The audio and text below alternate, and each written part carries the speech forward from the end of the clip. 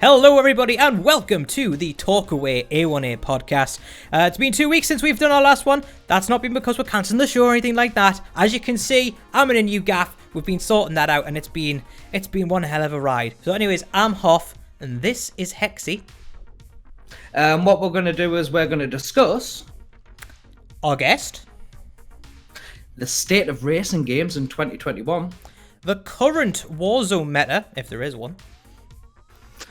Is it time to experiment with the off meta? That's right, we'll also be talking about streaming PCs. And we've got news, announcements and reports with cryptocurrency and how it won't affect GPU pricing. Yeah, it is on the decline. And then we've got everyone's favourite, Did Ye Nah? And as mentioned before there, we have got a very special guest. We did try to catch him last week, but there was power outages all over the shop, so that wasn't particularly fun. However, everyone, I'd like to introduce Awkward Onion. Our mate. How's it going, gentlemen? How's it going? Very good, man. Very good. Welcome to the show. Thank you very much. Thank you for having me. Great to have you on board. So, briefly, just for the normal Shadows Reign anyway A1A audience, just briefly tell everyone, who you are, what you're all about, and just get a kind of consensus of who you are. Yeah, no problem. Well, my name's Gareth, better known as Awkward Onion Gaming on Facebook.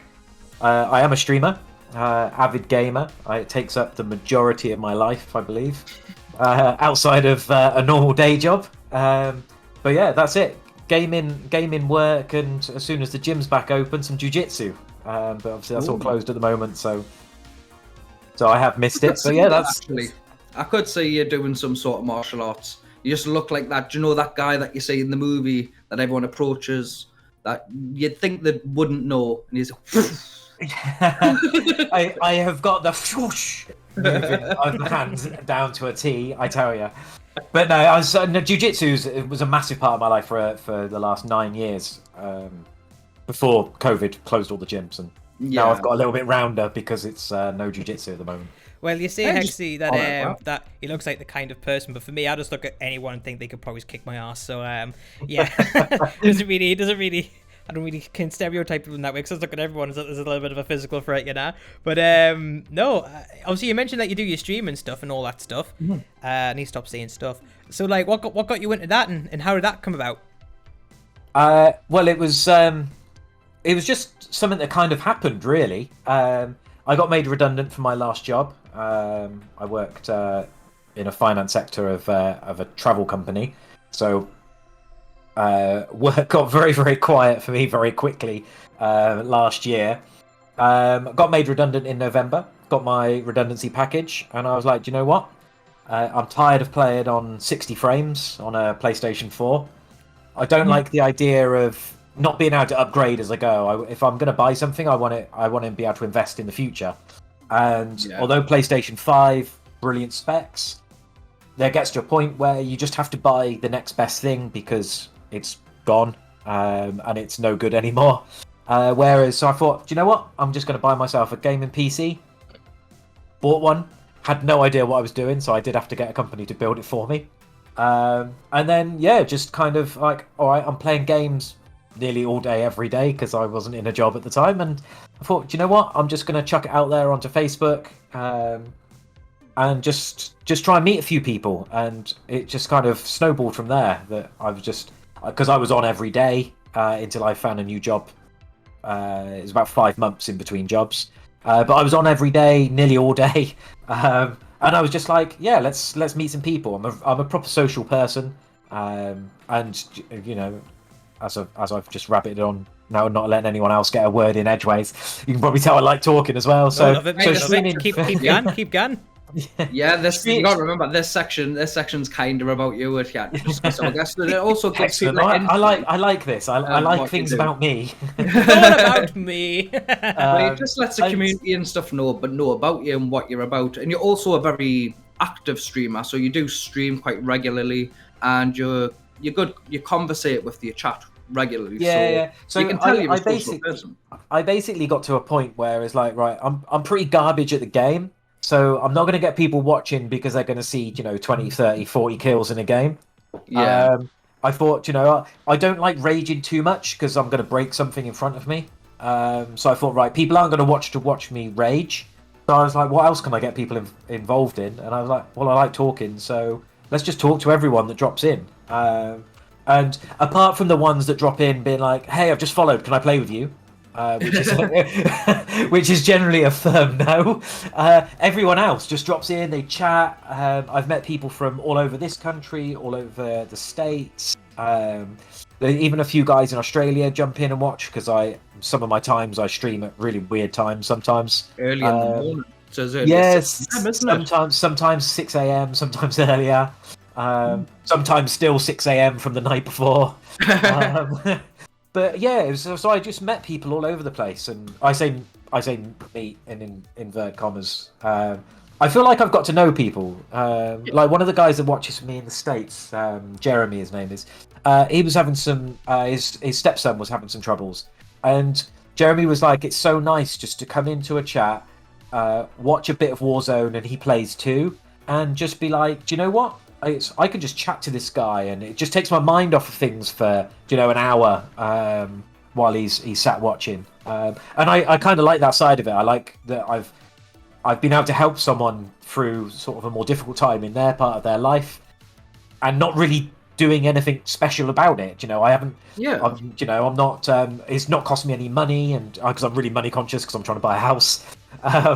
So I'm just like, it hasn't cost me anything, but I've really helped someone out, and I've brightened up someone's day, and he jumps in for games with us now as well. So, and it's awesome, man. I really like that side of it. Yeah. So I totally agree. Yeah. So you go on like obviously about building a community and stuff like that. So, in terms of like your actual community, tell us a bit more about it. Is it just a Warzone community, or is it an outer community? Like, how would you describe your community?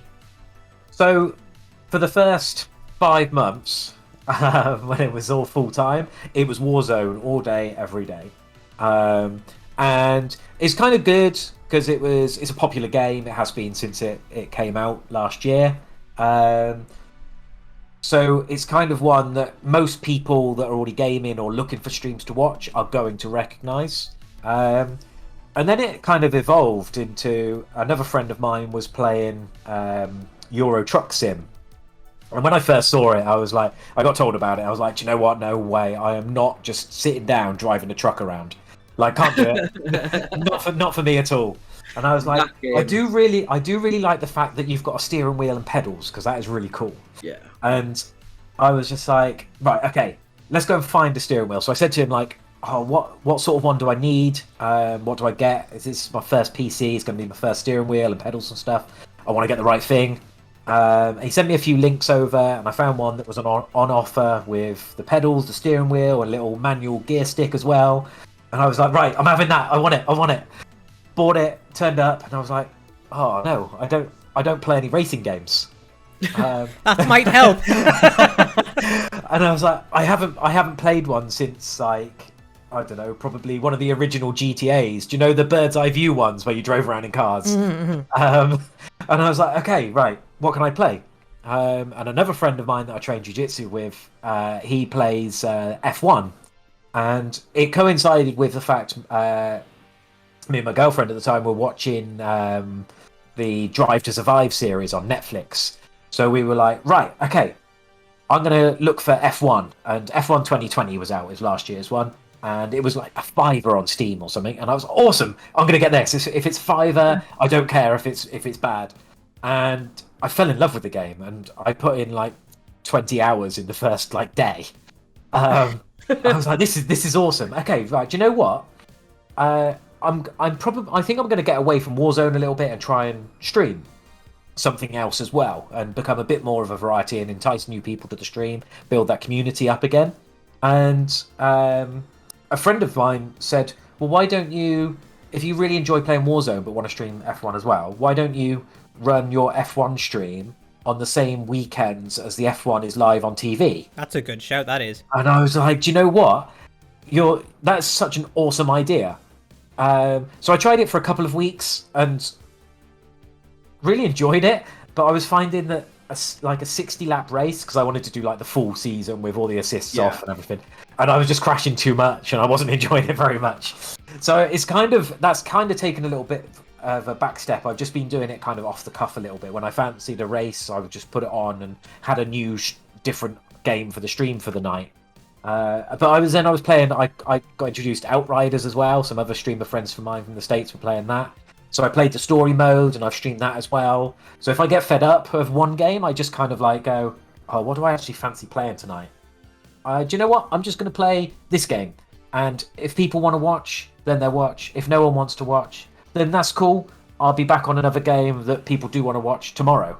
I just built a community around that because I'm chatty and I will talk to people, it kind of actually helps me out if I play something like a story mode on Outriders, because I can pause it if loads of people start commenting or I get asked like in-depth questions, and I can just go, oh, pause, oh, I'll deal with that, like I'll chat to you. But like obviously trying to find somewhere in Warzone to hide is damn near impossible, and I get shot enough as it is. I don't want to be shot when I'm AFK. You know? You're damn right. You've got to multitask in Warzone. You've got to be able to multitask in Warzone. But I totally understand how you go with the racing. I play a little bit of MotoGP 21, which is it's like similar. That's motorbikes though, and you can find yourself on the same track doing 30 to 60 laps. Normally like 30, 45, anywhere up to 60 laps. And even on the motorbikes, like each race is like half an hour. Yeah. Like, and I'd understand how you feel. Like you kind of, as you're trying to learn the game as well. Obviously, you're coming across your failures like turns and stuff like that. Like you're not quite used to, and you don't really want to showcase that. But at the same time, you've got to understand that a lot of the people aren't really. The game draws them there, but you're what keeps them there, not the game. Exactly. Yeah. It's like a running joke that I've got on stream with my subscribers.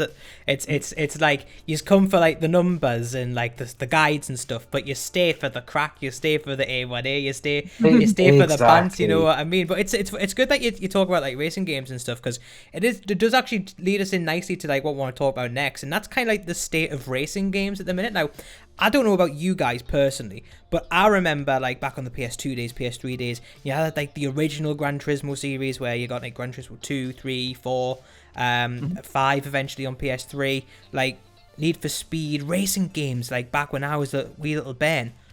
Amazing, like really, really, really like good games. And I kind of like feel that today the variety of the racing games isn't quite as there as much as it used to be.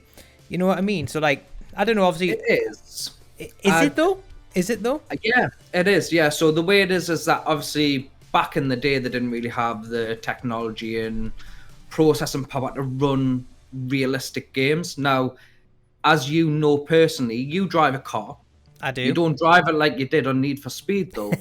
Sometimes I do. I was going to say, speak for yourself. Sometimes I do. My insurance every year says differently. You can't drift a Ford Mondeo in games, but you can sure as hell do it in real life. The point being is that now the racing game community it seems to be focusing more on the realistic side of it, where we were growing up, it was more arcade. It was more for the eyes. It was visual. It was flashy. Big flames coming out the back of your cars, big spoilers and stuff, and skirts and uplifts, down kits, and I still have a big spoiler on my car now, but it's supposed to be there. I didn't add it; it is actually supposed to be there, so I'm not gonna. Is it on the logbook? Is it? Well, it's basically a rally car for the road, so it's got the spoiler already on it. So I'm just gonna leave that just there and leave that one alone. You'd love the country roads. But I know. Like I really actually miss the Need for Speed games. Yeah. When you could drive around and meet up with people and just jump into a race or a drag race or something going on, just driving around in the city. I actually really miss that kind of game. But I do love the realism of like the F1 series. Yeah, it's just to play the visually. I mean, I have a 2K monitor. I didn't splash out for 4K because I like frame rates more than anything else. I did dissertation on this. There's no point.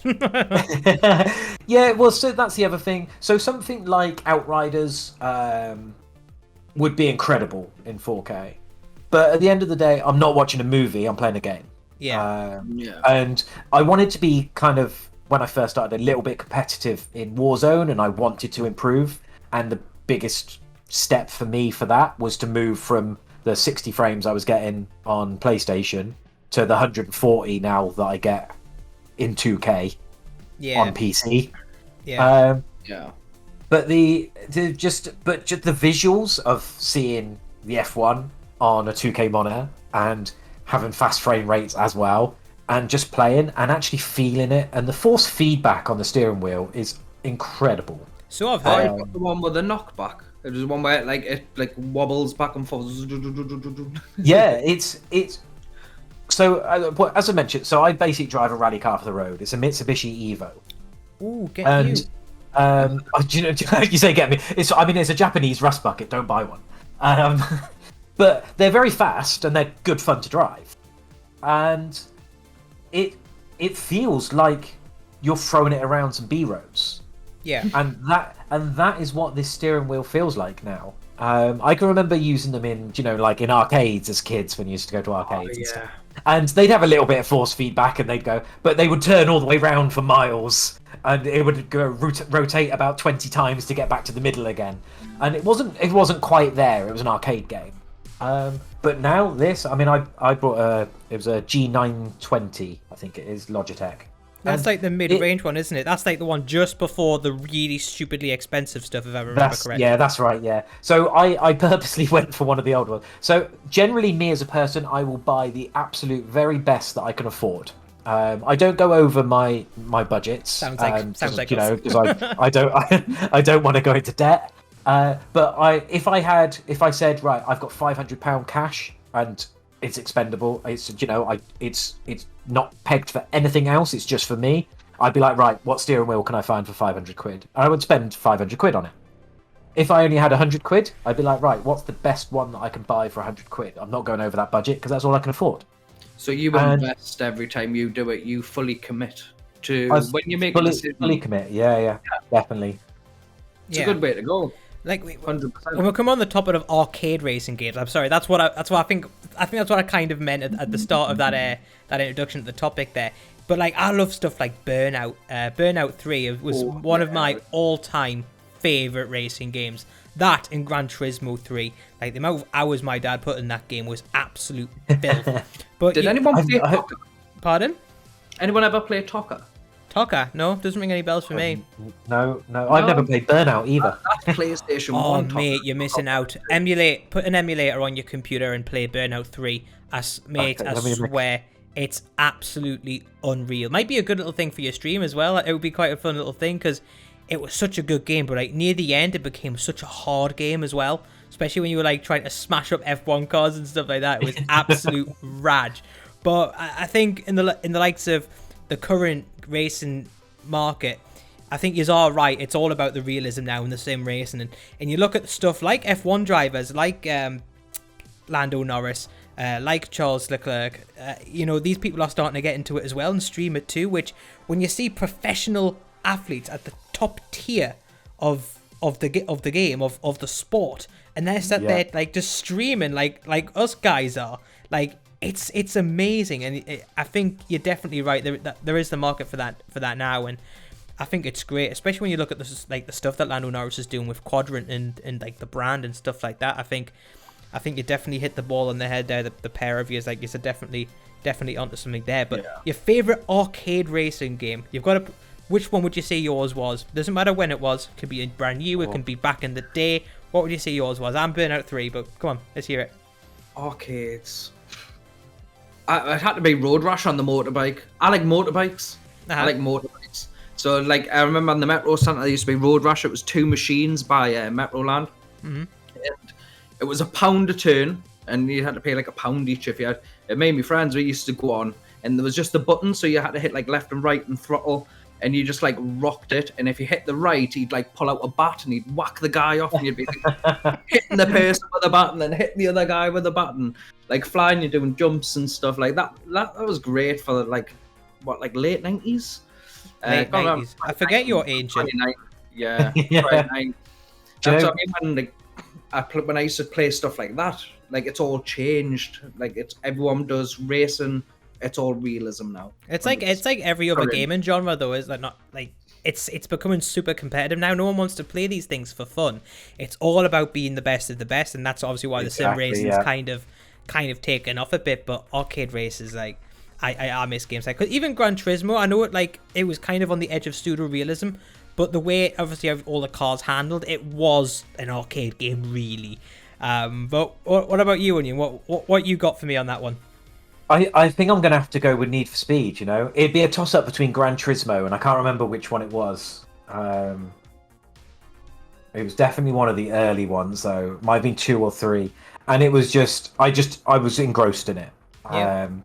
And it was the same for Need for Speed. Like, if I wasn't on one, I was on the other. And it was just an incredible journey, like, coming up through computer games. And I can remember sitting there being... Especially with Gran Turismo...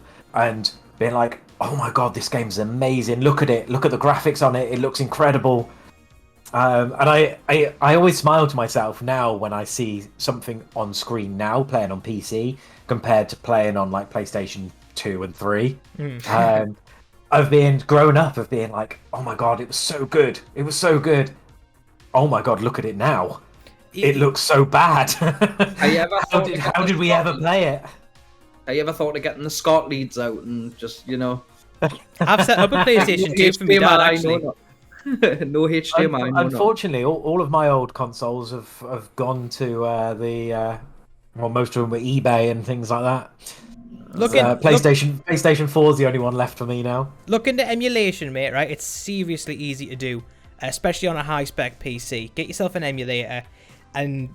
get them games installed. I was just wondering though, did you ever play the Colin McRae racing games? Just with you saying that you've got a road rally car, do you ever play any of them as a younger one? I used to play. Was it Dirt? The first one, one of the first ones that came out. Really hoping you were going to say Sega Rally, you know. No. I was the Nintendo route for my game, and I never had. I don't think I had a single Sega.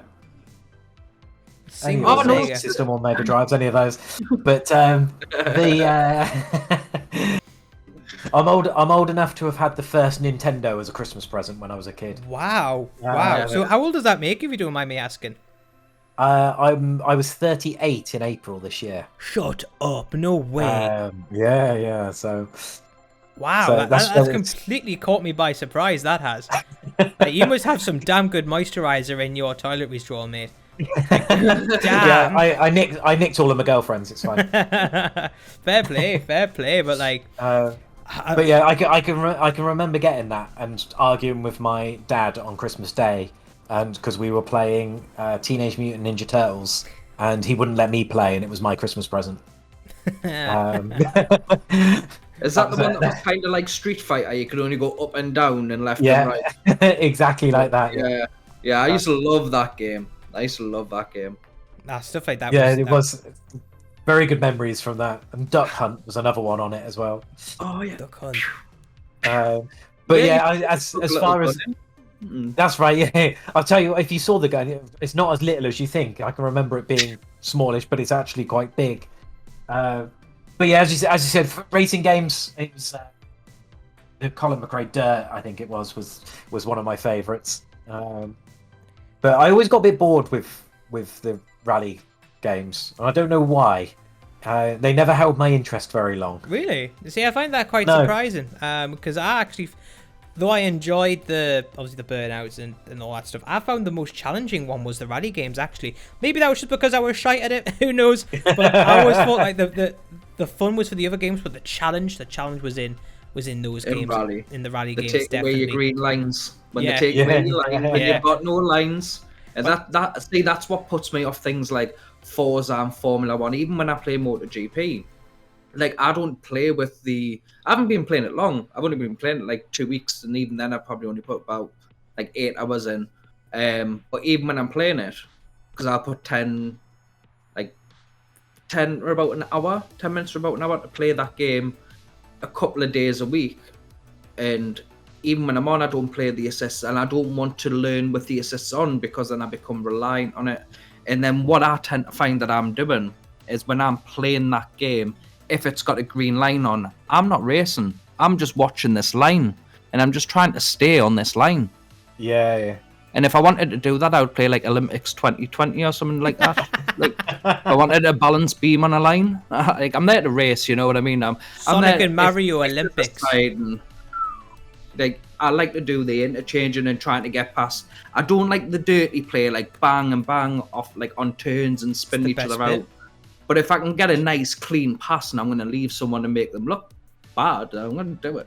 Yeah. So I actually went the other way round. I turned all of the assists on, all the lines, turned everything up high, as high, the difficulty as low as it would go. And I was like, right, I've never used a steering wheel before. I'm turning everything on. I don't care. And I was driving around and I did a few laps and I was like, okay, kind of getting the hang of this. Feels a bit weird with like the assisted braking on. So I think that was the first thing that I turned off. Yeah. And then I started slowly turning more and more off as I got more and more confident using the wheel and getting round. So just so I could actually finish some races, because I tried a couple of games off stream with 0 assists on. And I mean, I barely even got off the start line. Full respect for anyone that races cars for a living, because Jesus, it was so difficult. So while I've just been like listening to the pair of you talk, then obviously talking about like the full racing gear, and obviously you've got the steering wheel and the pedals and stuff. I've just realised, and maybe it's like the sharper viewers may have realised too. You're both in secret lab chairs, which is like, you know, one of the apparently the most comfortable of seats you've got. Now I've got some cheap thing I'm really disappointed in, but like, tell me, is it worth it? Because I've sat in Hexies and I've felt a bit. It's good, but it's not quite the money that you pay for it. So a little bit off topic here, a little bit off script. Try and sell me one of these chairs.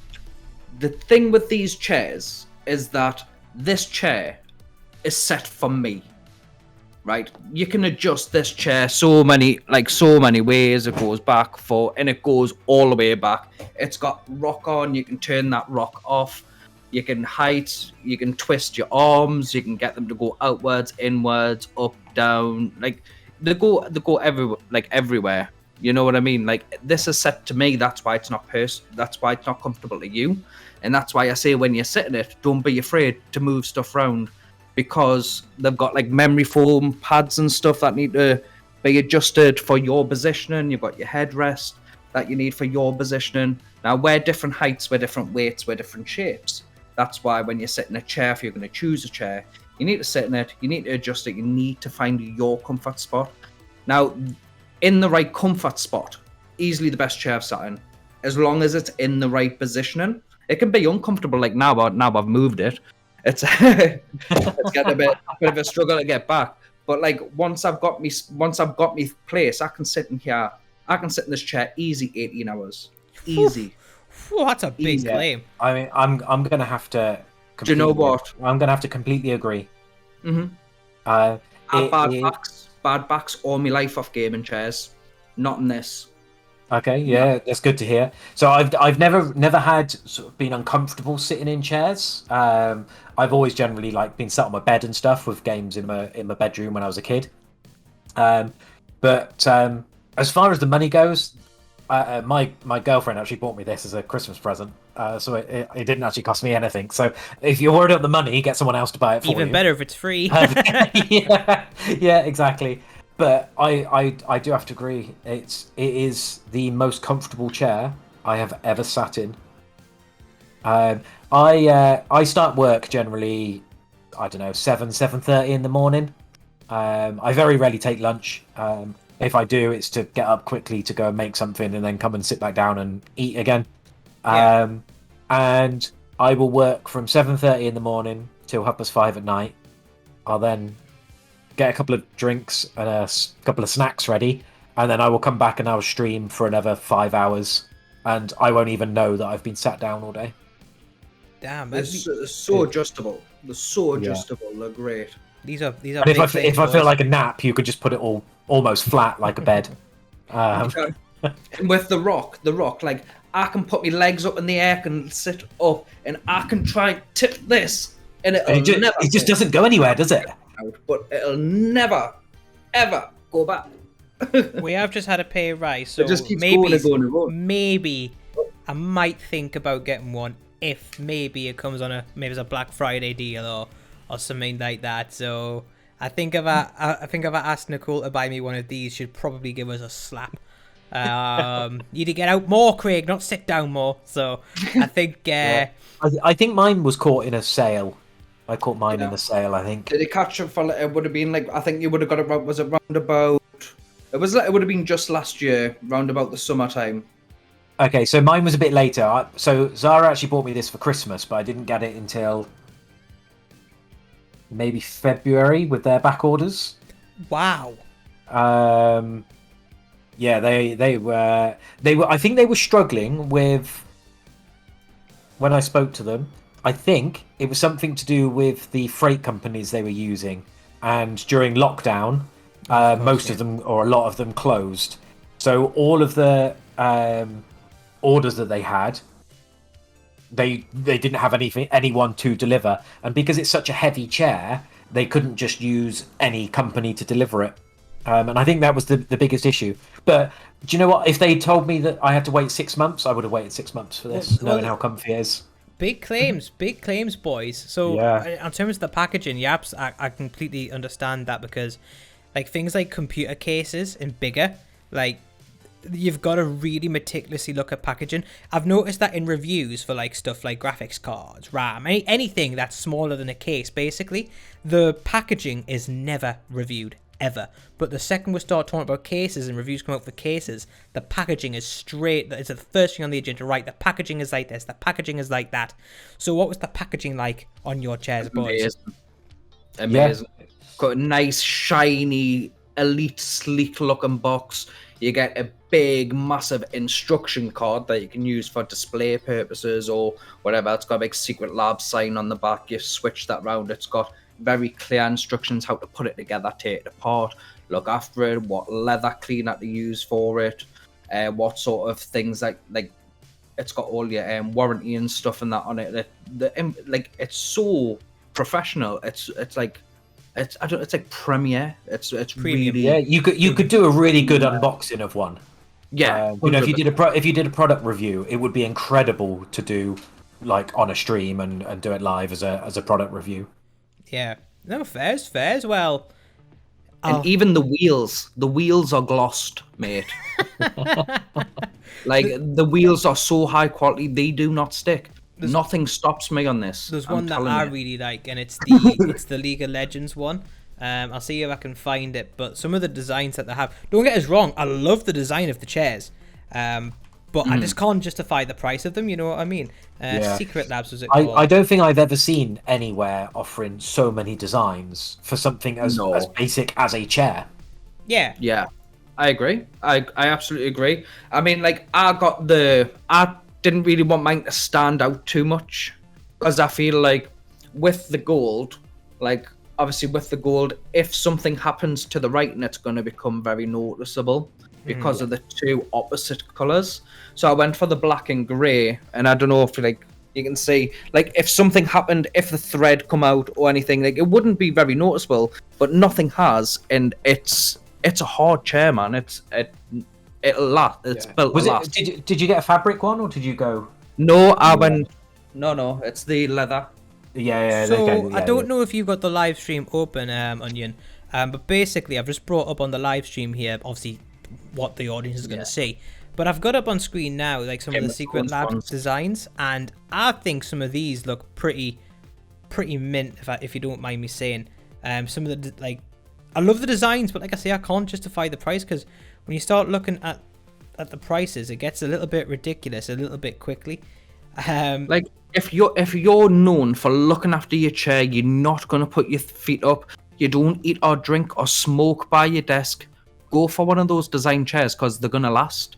But if you like to have a glass of red and occasionally you might knock it and stuff like that, like, this leather's really high quality, and if you ruin it, like, your chair, you're going to be heartbroken. It's still going to be a good chair, it's going to have a stain on it, but you're going to be heartbroken that you've put... Every time you see it as well. Yeah. My advice would be go for one, the black, the golds, something where if there's a bit of damage... and especially if you stream, it's not going to be too noticeable, because it's expensive to replace. Yeah. So obviously, I've got. Really love. Sorry, go ahead. I was just going to say, I've got an opinion. You do get loads of options with it, mind. Mm-hmm. You've got to put your weight and your height in. And the chair's built for you. Yeah, that's what I mean. Yeah, so I've got here. What were you going to say there, Onion? So I was just about to say, one of the designs, just following on from Hexy there, I really loved the cookies and cream chair, the fabric cookies and cream. I did. Oh my lord, it is beautiful. It is. However, I think it's extra as well. It's like an extra cost for that one. Yeah. However, I do like a glass of wine, and touch wood, I haven't spilt anything on this chair yet. But if I had something that was cream fabric, and dropped something on it, I couldn't bring myself to sit back in it again. I think I would cry. Really? I'd be heartbroken. I think it would destroy. I'd have to put it in the corner and make a little shrine for it or something, I think. Well, my girlfriend doesn't even. I'm the like apart from really me. Like my girlfriend has obviously sat in it, but like really, unless it's like me or Craig, really. And if I'm letting someone have a go on my computer, I'll let them sit in it. But I don't let people casually sit and have a drink or a cigarette or something in the chair. Like it's like no, you. Like this is where I sit, but because I work around computers and then I game on a computer, I also eat and drink by my computer. So for me, like I don't mind keyboard. I can clean. It's plastic and bit of metal. I like this one, my little black and white one here. Oh, it's the Game of Thrones one. It's the Game of Thrones one, but it's black and white. It's got that aesthetic, you know. Obviously, all about the black and white at the minute. The A1A colors. I think that's very nice. But no, guys, it seems like you got a lot of experience in those chairs, and you both seem emotionally attached to them, which I think that's probably a really good way to describe it. The only way this chair gets replaced is with another Secret Labs chair from now on. Really? I'm being serious. I'll second that. I'm being serious. Like when you sat on mine and you were like, "Oh, it's not that," I was like, "You have no freaking idea what you're in for." You think your chairs like this is comfortable for me because I put my weight, my height into there, and then they build the chair to the specs of my body height and shape. Like you choose the width of your seat, you can get the X, the XXL, and so you can get bigger seats if you're a rather bigger person. Like they Titan XL. They cater for everyone. If you want someone to build you a chair, you go to Secret Labs. Fair dues, boys. Well, very good explanation 100%. On that. By the way, we're not sponsored by Secret Labs at all. I am genuinely. And I'm just gonna have to say, it does make your gaming better to have a gaming chair, right? The best gaming chair means you're the better player. So yeah, me and Jordan were having that joke where it's not skins wins anymore. It's gaming chair wins. It's skins wins. I like that. It's called having the superior gaming chair. We use that in Counter-Strike. Yeah, it's a Counter-Strike thing. We've used it since like probably around about 2014, late CS source. And it was like people used to go, you're hacking. It was like, no, I've just got a superior gaming chair. Yeah, I hear it in Warzone all the time. Just the way it is. It's the way it is. It's just how it is. Yeah. That might be me next thing. Like, how I get killed, and I'll just say your dad sells Avon. I'm like, you only once had a gaming chair. But it is comfort. You'll find a lot of things with gaming, right? It's not going to make you the best player in the world. It's the same way you can have the best PC. Like if I go into Warzone and I give someone like Slapshot my PC and I go on his PC, I'm still probably going to be like coming off better than what he is, even though he's got the better machine. But that's just because I've played more. That still comes down to experience. The machinery helps massively. It does, yeah. So it's not just your machinery; it's also your internet and comfort as well regarding the chair, I reckon. Yeah, and then comfort as well. So the best thing to do is if you've got friends that game and you're someone who doesn't game, but you've watched a lot of it and you think, like, let them ask if you can sit in that chair, have a feel of what may be right. You know what, this chair isn't quite, I think I need a bigger chair. Look for a bigger chair. If you've got the money to put your height, weight, and have one built for you, I would recommend to do that, unless you know somebody who can build a really good chair or you already own one. Daddy. But a lot of it is like, how many chairs I've been through, Craig. Like, I'll give one to Eric. I've got one upstairs. I gave one. Oh, who did I give one to? I give one to Joe. So like, I go through Joe. chairs. No, not your Joe. I was gonna say, you didn't tell us about that. No, my stepbrother Joe. Ah, right, okay. Fair enough. Joe Fish. So in terms, go on. Yeah, but so like I've been through a lot of chairs. I've had vibrating ones. I've had ones with footrests. Now I'm being serious. Massage and backrests, massage and headrests, USBs, ones that you plug your headphones into. Oh, wow. And this, although you look at it and it's designs or whatever, they look sleek or whatever, like actual sitting in one for a long period of time, you may not notice it after 10-15 minutes, but if you've got to sit at a computer for a very long time, that's when you're going to realize how good you need a chair. Yeah, fair enough. So I suppose comfort in gaming will take us nicely onto our next topic, and that is the current Warzone meta. So the new meta, for everyone that doesn't already know, is gaming chairs. It's no, there doesn't seem to be. There's kind of not really a meta going on at the minute. I know, Hector, you've been having a little bit of a break from Warzone, like I did a few weeks ago. But Onion, the game's gonna die, man. I'm telling you, it will when Battlefield comes out. But right now, it's not dying, and big release. The trailer comes in June. It does. So on the Blade and Races Day, I believe. Yes. So Onion, tell me about the state of the meta in Warzone, and if you think there is one. I think you hit the nail on the head with saying that the gaming chair is the meta in Warzone at the moment. And I honestly think this is the most balanced Warzone has ever been. Yeah? Gun wise. Mm-hmm. Unfortunately, it just doesn't feel like a good game to play anymore. It's not. I'm going to agree with Hexy. Like, I take a little bit of a break from it more than I ever have in the last year. It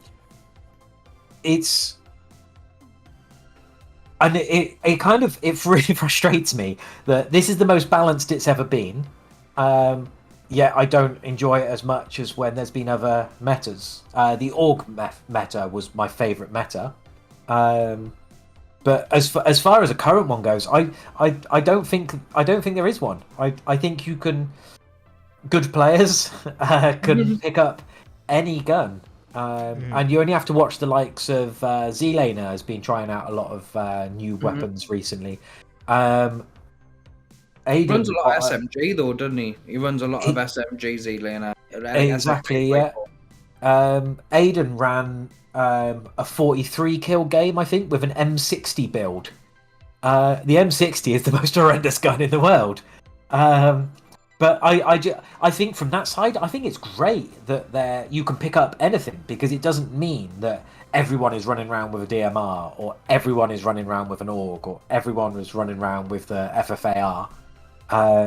That you can be like, do you know what? Actually, no, I really enjoyed using the Kilo, so I was using the Kilo when I played the other day. And I was just like, it was so nice now that it's a bit more balanced again with the rest of the Cold War guns. Yeah. That you can actually use something that I used to really enjoy using, but had to stop because you don't stand a chance in a gunfight.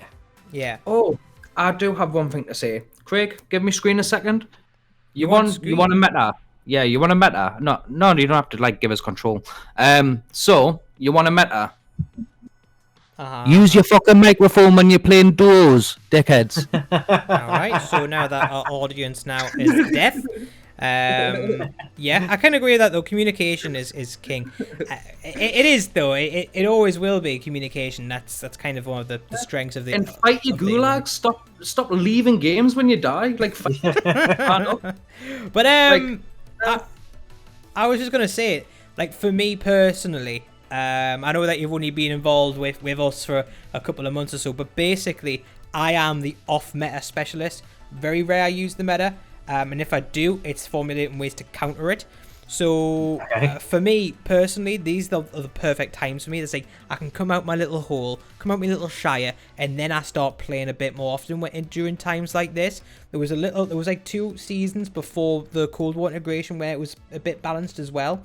And it's really good because I can come out and use stuff like me ABR, use stuff like me SKS, bomb round for Dansk using me SOCOM rounds.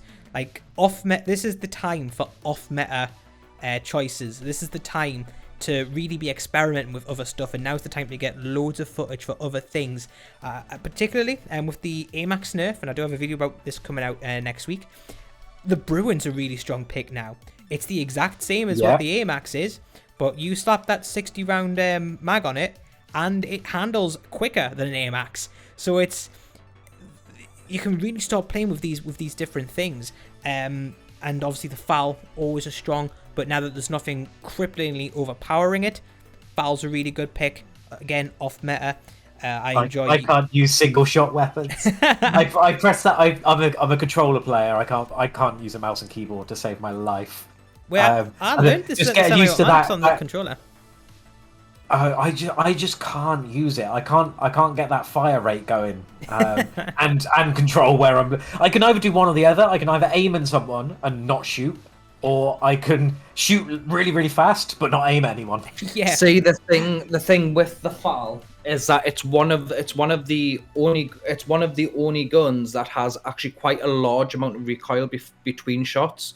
With a PC player, when we shoot guns, we automatically get keyboard and mouse to correct them. Keyboard and mouse. Yeah.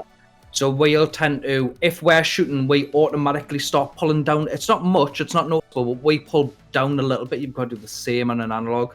Because when I used to play Call of Duty 4, and I would done it really well. I was like 7 KD plus at one point at the age of like 16, Hacks. 17. Wow. But it was multiplayer. It wasn't Warzone. It was multiplayer. You know what I mean? It was all about getting your. I didn't even realize they had PCs that long ago. But I played it on a console. When I played competitive CS. When I played competitive COD 4, it was on a console. It was on Xbox 360. And that's where I learned. It's not where I learned to play. But I played a lot. When my PC broke, and that's when I got into Call of Duty again. But you've got that so you've got to kind of count. Do you like how you counter steer a car? You go into a turn, you turn the opposite way to go the direction you actually want to go. Yeah. It's kind of the same. If you've got an overpowering gun that's single shot in things like Call of Duty and even in Battlefield, where you get a lot of kick and a lot of recoil, you need to counter. So as you shoot, you need to be pulling, like, if you're going right, you need to pull down towards, say, like 4 o'clock rather than just going 3 o'clock and shooting. So you would like kind of go down. It's only slight, but it's just countering the analog.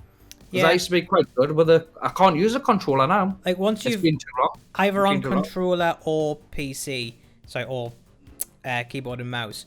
Once you learn recoils, your doors open. So for me personally, yes, obviously I say stuff like the EBR, the SKS, SOCOM. But what really, really, really is good to be good on is an Odin.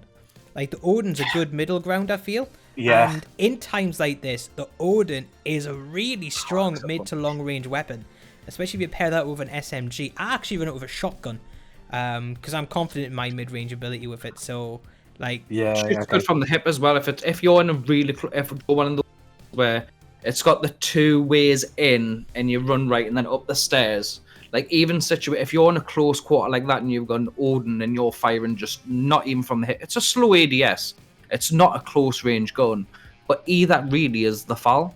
But if you just pop that from the hip, whether you're clicking or fully auto for the Odin's case, it does serious damage at that close range. Yeah. Like, it feels like you're getting hit with a 50 or something ridiculous like that. And it sounds scary if it hasn't got a suppressor on. Oh, yeah. It looks scary. It looks scary with the Colossal. But, like, it's a good time just for general, obviously, experimentation. Hexy, I know you like experimenting with the P90. I think that's one of the worst things to ever touch Warzone. But there you are, just rocking, like, 10, 15 kill games of it, as if it's nobody's business. You know what I mean? I run it with a FAL, though. That's the thing. So, I've got the thing with if you're going to run off meta. So, if you're going to run a gun that is not one of the meta guns, it's known for having like a slower DPS or something like that, or it's got more recoil, or you need to counter something with the opposite, because that's going to be great for so many scenarios, but you're not always going to be in that scenario in Warzone because the circle pushes you from town to town to town, field to field to field. So you need something that you can run in town. You need something to run in field. You need something close. You need something far. You need guns at the moment, while it's off meta, that are multi-purpose. Things like the M4. The M4's, like, I don't think you're seeing it as enough really much now in Warzone. But the M4, it's so just, it has so many different uses, and it's good at so many different ranges. I'm surprised it's not out there more. I know it's got a slow DPS, and I understand that. But for having situational advantage, it's an unquestionable gun. So what I love the M4 with the SOCOM rounds in. Yeah, it's fun, man. It's fun. Like, I think that's probably the most fun I've ever had with a gun in Warzone. It's scary though, and I think it's a great training tool. Because like you can't miss. If you take a SOCOM into solos, like it really puts the pressure on you. Because though you've got a significant time to kill advantage over what pretty much anything that anyone else is using, you can get caught with your pants down very quickly if you miss. But you know it's risk and reward. If you land just one headshot with your SOCOM, that's nearly 100 damage, and that's just filthy. You hit people with 2 or 3 of those, gone, deleted, mate. See you later.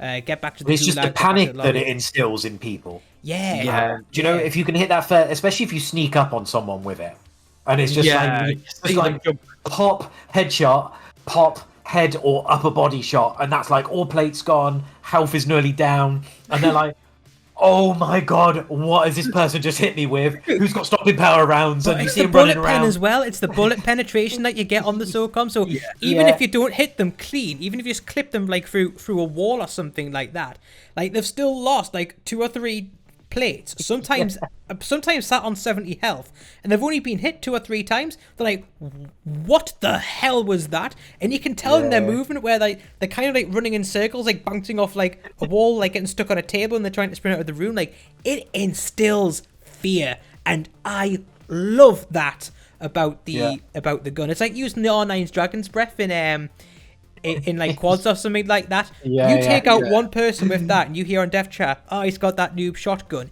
You know for a fact that the rest of his team are camping like bitches, and as such, you know, you can just throw a stun grenade in there because they're going to be stationary, and you can just clean up. It instills fear, and that's what I love. Now, I've watched quite a few of your streams, Onion.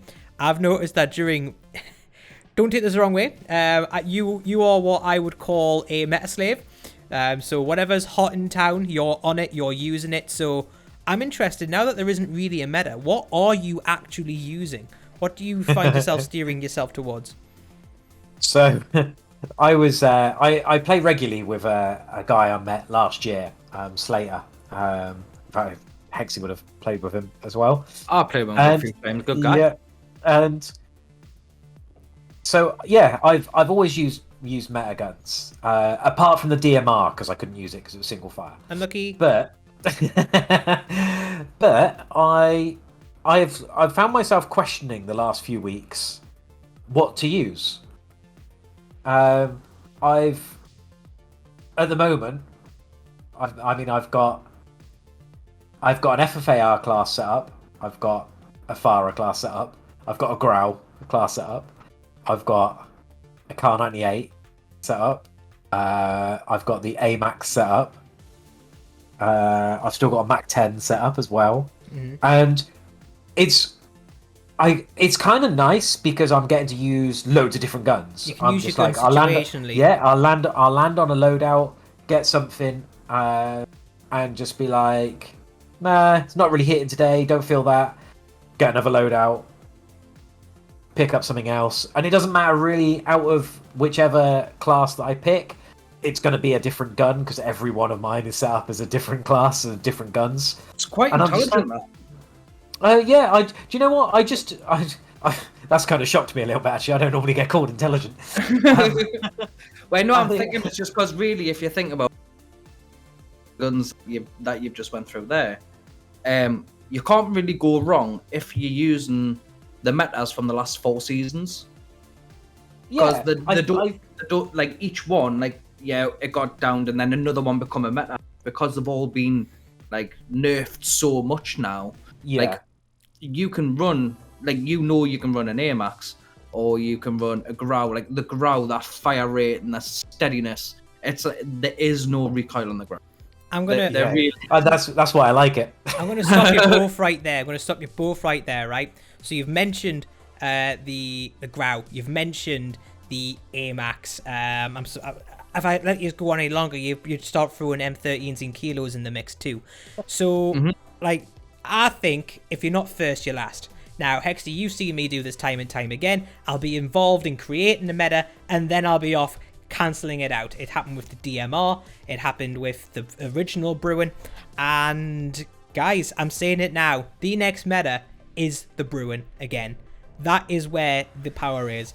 Like, my win rate in 1-to-1 fights, it's gone up significantly after I've started using the 60 mag Bruin.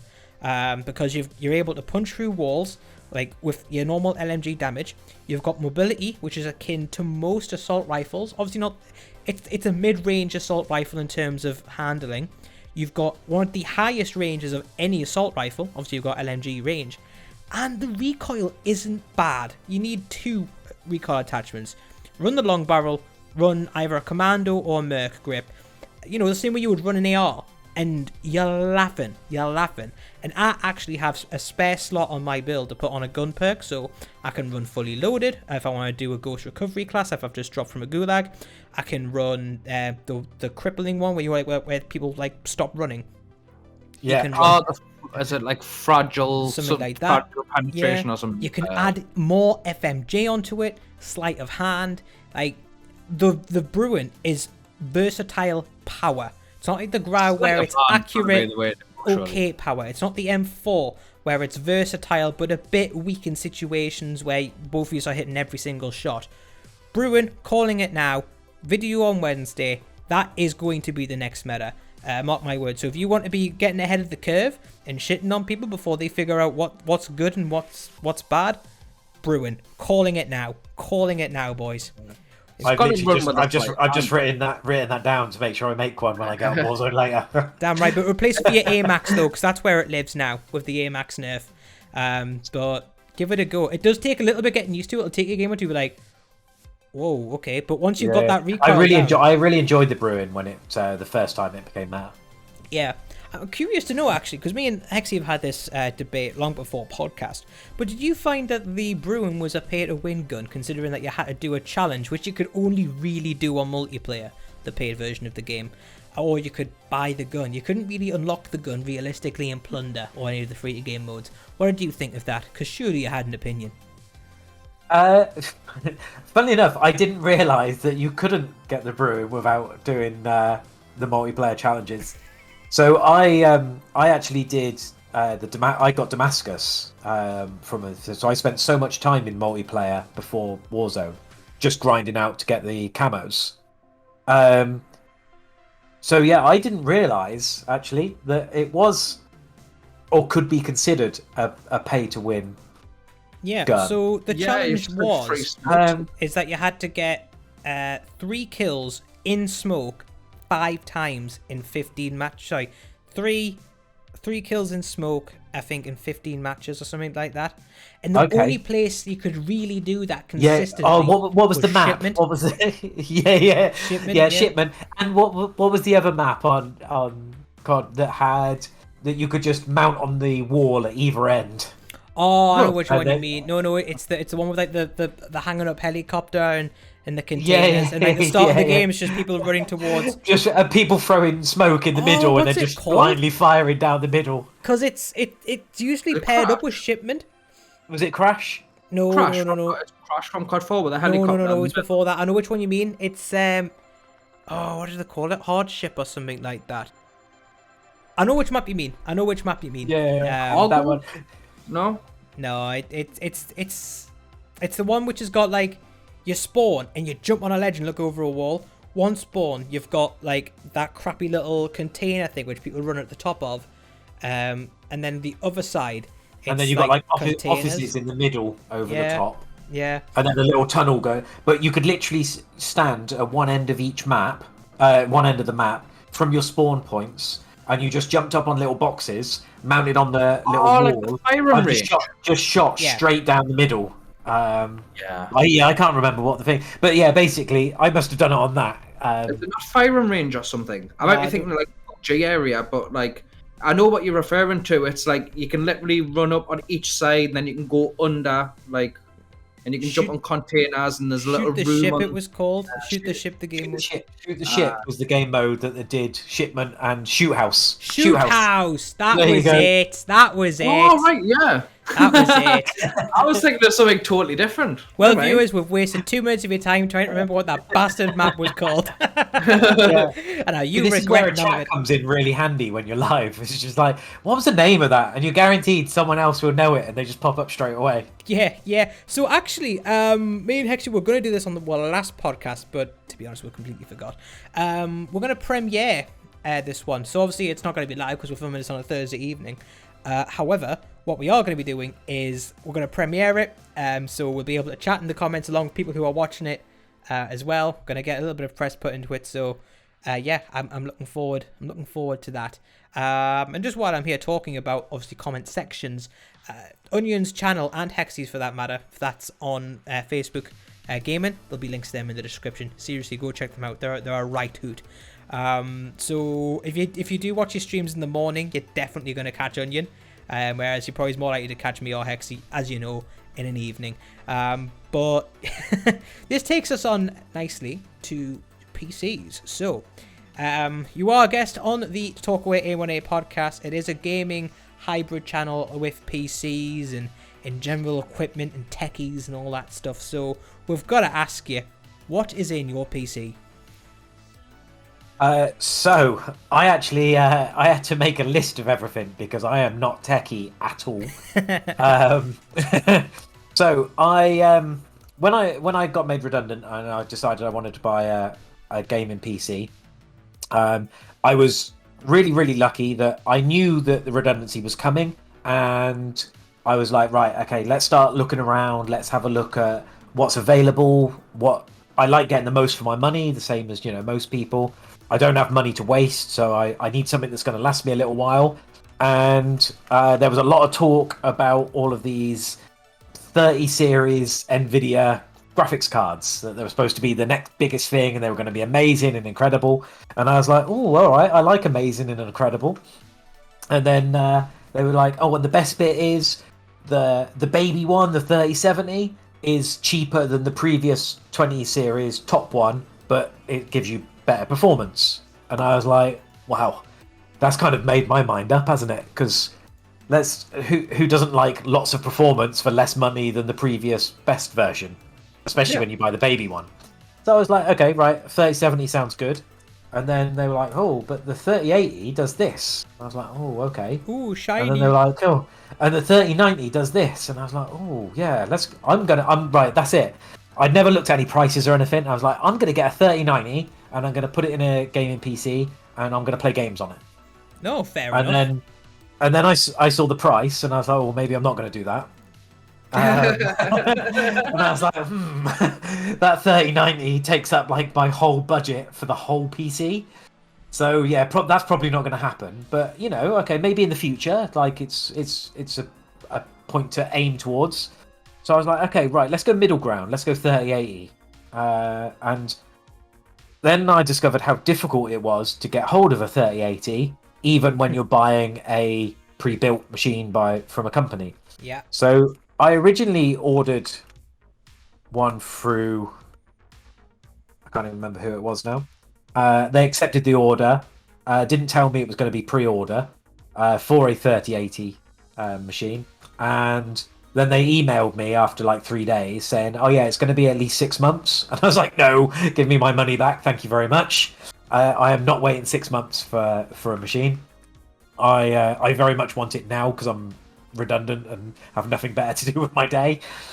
So I actually ended up with another company that said that they could give me a 3070 on release day and they would have it delivered the same day. So I was like, oh, okay. What else do I need to put with a PC to make it work? And they were like, they taught me through a few bits, and so I ended up with a Palette GeForce 3070, a Ryzen 9 3900X for my CPU, a 750 watt gold modular supply unit. I got a nice little 500 gig Samsung SSD just to run Windows from, and Windows boot, yeah, basically, and I chucked Warzone on it so it had the faster drive. Just a generic 2 terabyte hard drive. I had a water cooler put in, because I knew I was going to overclock at some point. Yeah. I thought, wise, right, wise. I will get the best cooling system that I can, or the best one that I can afford. I put 32 gig of Corsair Vengeance 3200 hertz RAM. Loads of RGB because it was my first gaming PC and I couldn't have it without. And then stuck it all on a Asus Prime B550 motherboard. That's very similar to the motherboard I've got, actually, yeah. Okay, nice. I'm glad I didn't choose completely horrendous or make horrendous choices. You've done all right. You've done all right. If you came at me saying, "Oh, yeah, I'm streaming on an Intel i3 and a 660 Ti," we might have been raising a few eyebrows at you there. I might tell. In fact, can you edit this out and tell people that's what I stream on? So when I play badly, I can be like, "Yeah, I'm only getting like 20 frames. It's fine. I'm still killing a few people." You know? Yeah, look at me on my 10 frames a second. How much better than you in your gaming chair and your 60 frames a second? That's how it goes. That's how it goes. Well, you're running good equipment there. That's good equipment, and I mean, you could probably kind of get your hands on half that stuff now. Definitely not. Definitely not. So at the time for you to get that, even in a pre-build, it's still you've been quite fortunate because a lot of people. Yeah, I mean, a pre-build with 4 years warranty and built for me, it was 1,500 quid. That's really good considering like obviously the prices of the graphics card and all that stuff. So you've done quite well there. Is that with like the monitor as well? Yeah, I already had, because I started playing on a monitor when I was still on PS4. I already had a monitor, so I was like, do you know what? I don't need that. And I really wanted to try and use mouse and keyboard, so I brought mouse and keyboard, just a cheap gaming one, to use with my PS4 to give it a go. I definitely cannot use it. That was a really bad idea. So I had basically everything here already, and I was like, okay, right. I've got 1,500 quid of my redundancy, and that is all I'm spending. So I put the stuff in the basket of what I wanted from the company that built it. It's Gladiator PC, I think I used, and they were top-notch guys. They did it super quick and got it out to me basically same day. Yeah, you do find that people who like rebuild like computers like really care. They love doing it as well. I used to have a job where I did that. People who build the computers, they care about the computers, you know. It's a saying that I like is that anyone can build a computer, but it takes someone special to craft one, you know. So like if you're working in a computer store, you're probably a crafter more so than a builder. So yeah, I can imagine. I must ask though, because Hexy here will tell you I'm meticulous for this. What's the cable management like on it? Do you know what? It's got a usual gaming case. It's got a glass side. I had a look inside, and I mean, I don't really know what I'm looking at, but I can't see any cables. That's so, good. It's a good start. It's a good start. It's so good I'm like, for you. if it looks tidy, then I guess you know, maybe is it all right? It's when you take the back panel off, you'll see if they've done it properly. So the visual is what you're saying, at least. Yeah. So basically, on the side that you can see in, it's tidy. Like I can't see anything. Nothing looks out of place. It's super cool. Like there's, and it just looks awesome. And I'm just like, okay, that's as far as I'm concerned. That's all I want from it. It runs the games I want. It streams at the same time because I'm on a single PC setup. What more do I want from it? Yeah. So I'll if I ever take the back off of it, I'll send you guys some pictures and you can.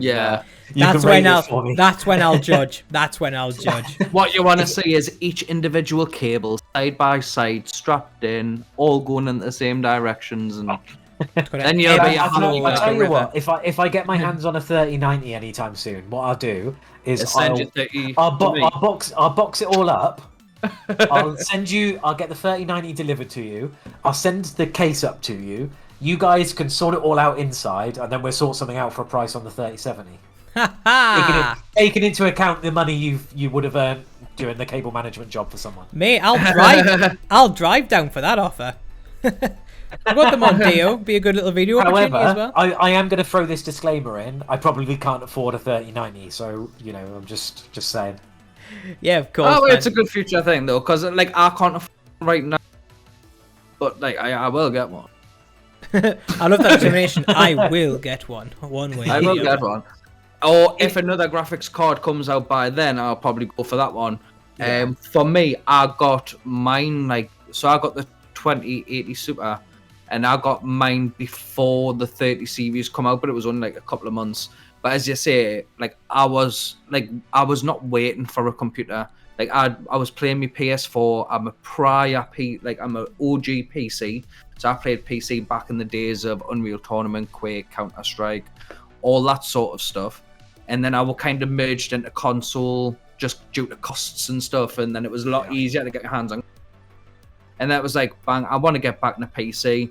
The Call of Duty Warzone come out, and I was like, right, if I'm going back into PC, this is my introductory game back into PC. I know Call of Duty, I've played a PC console, and while I was waiting for my PC to come, I had my Black Widow and my Rock XD mouse and keyboard, plugged them into PlayStation, played for like 2 weeks, and I think I was like shooting up, and that's when I got introduced to Craig, who obviously lives around the corner. Sorry for your loss. But we'd met and stuff. Like we were both worked in bars and we're from the same area, so we'd met, but we never actually played together. In regards to computers, and we kind of got introduced again to do it. And Joe, I've totally blew my mind. I don't even know where I'm going. I'm waiting for the point. Yeah, I'm just sat there like, right, okay, where we're going. I don't even know where this is going. And then just like, I'm lost. I totally lost track of thought. It's because we're not well, man. I keep brain farting. Yeah, I've been doing it all day as well. On the topic of PCs, I know Perfect Trouble would have noticed because he's straight on it. But I have a new set of headphones, and I was expecting to spend about £200 on them. However, I spoke to an audio expert, and he said, mate, if you want 300 quid worth of performance, get Corsair CS60, I think they're called. £45, mate. £45, and it is the most crisp sound I've heard in a headset. Like, and I am an audiophile. Like, you look at this, I care about my audio. So the fact that I've got these, absolutely unreal.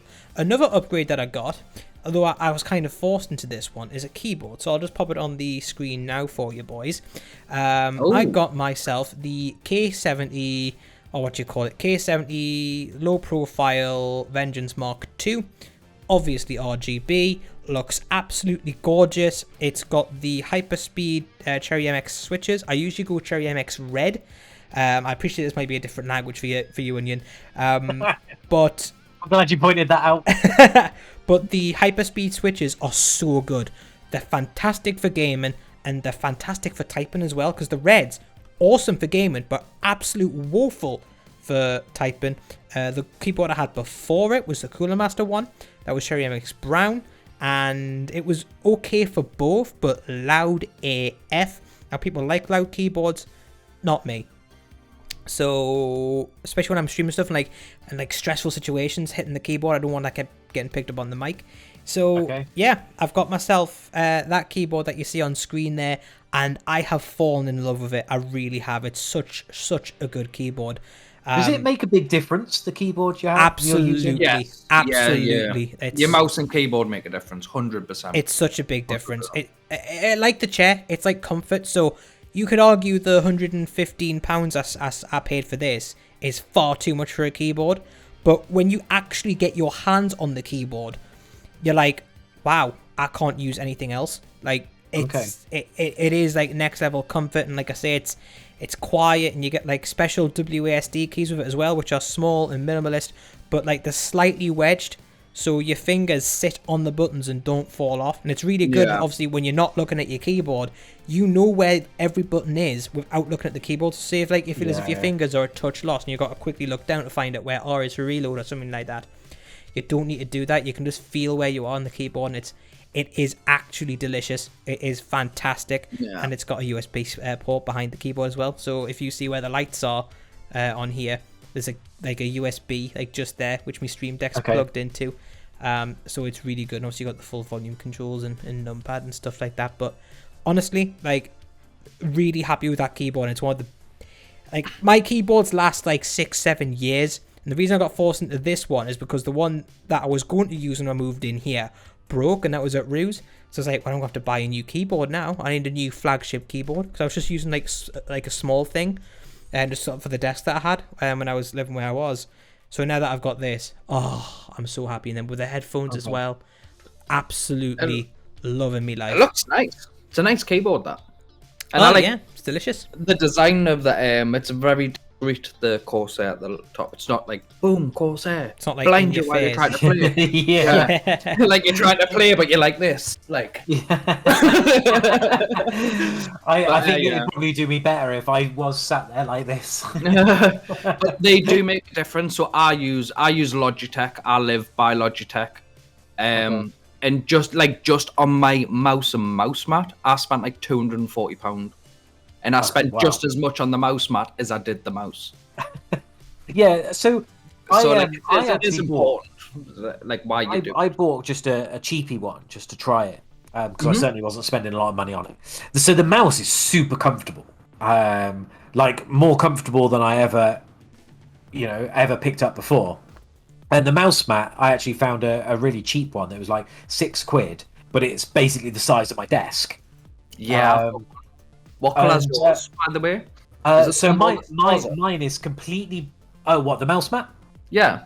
Oh yeah. So my mouse mat is completely black, but then it's got like a really detailed black and white lion's head on the left-hand side. He's kind of looking up, and I don't know why I fell in love with it. I just like. Sometimes you don't need a reason. Yeah, it's the sort of thing that you'd have tattooed, that you'd see and be like, do you know what? I love that. I'd have that tattooed. Like you don't have to have so much on it for it to look good. Sometimes simplicity is more. key. Less is more. Really is. Yeah, exactly. I think the lion's head probably takes up a third of it. It's definitely less than a half, but the rest of it is just plain black. And yeah, as the mouse is really comfortable. It is wired. That's the only thing I don't like about it. I would have preferred a wireless mouse. Yeah, that's what I've got. This. Yeah, just so I can wave it at people. That's all I want. So mine's a Logitech G602, and it's got like 6 buttons on the side, all of which do something. I feel left out. I've only got 2 on the side. Yeah, too many buttons for an FPS player. That absolutely not. Absolutely not. Too many. Like I've got not for a first-person shooter. I've got sprint, melee. I've got push to talk as well, because that's a thing. I've got me. Oh, see, I have a foot pedal for that. I've got.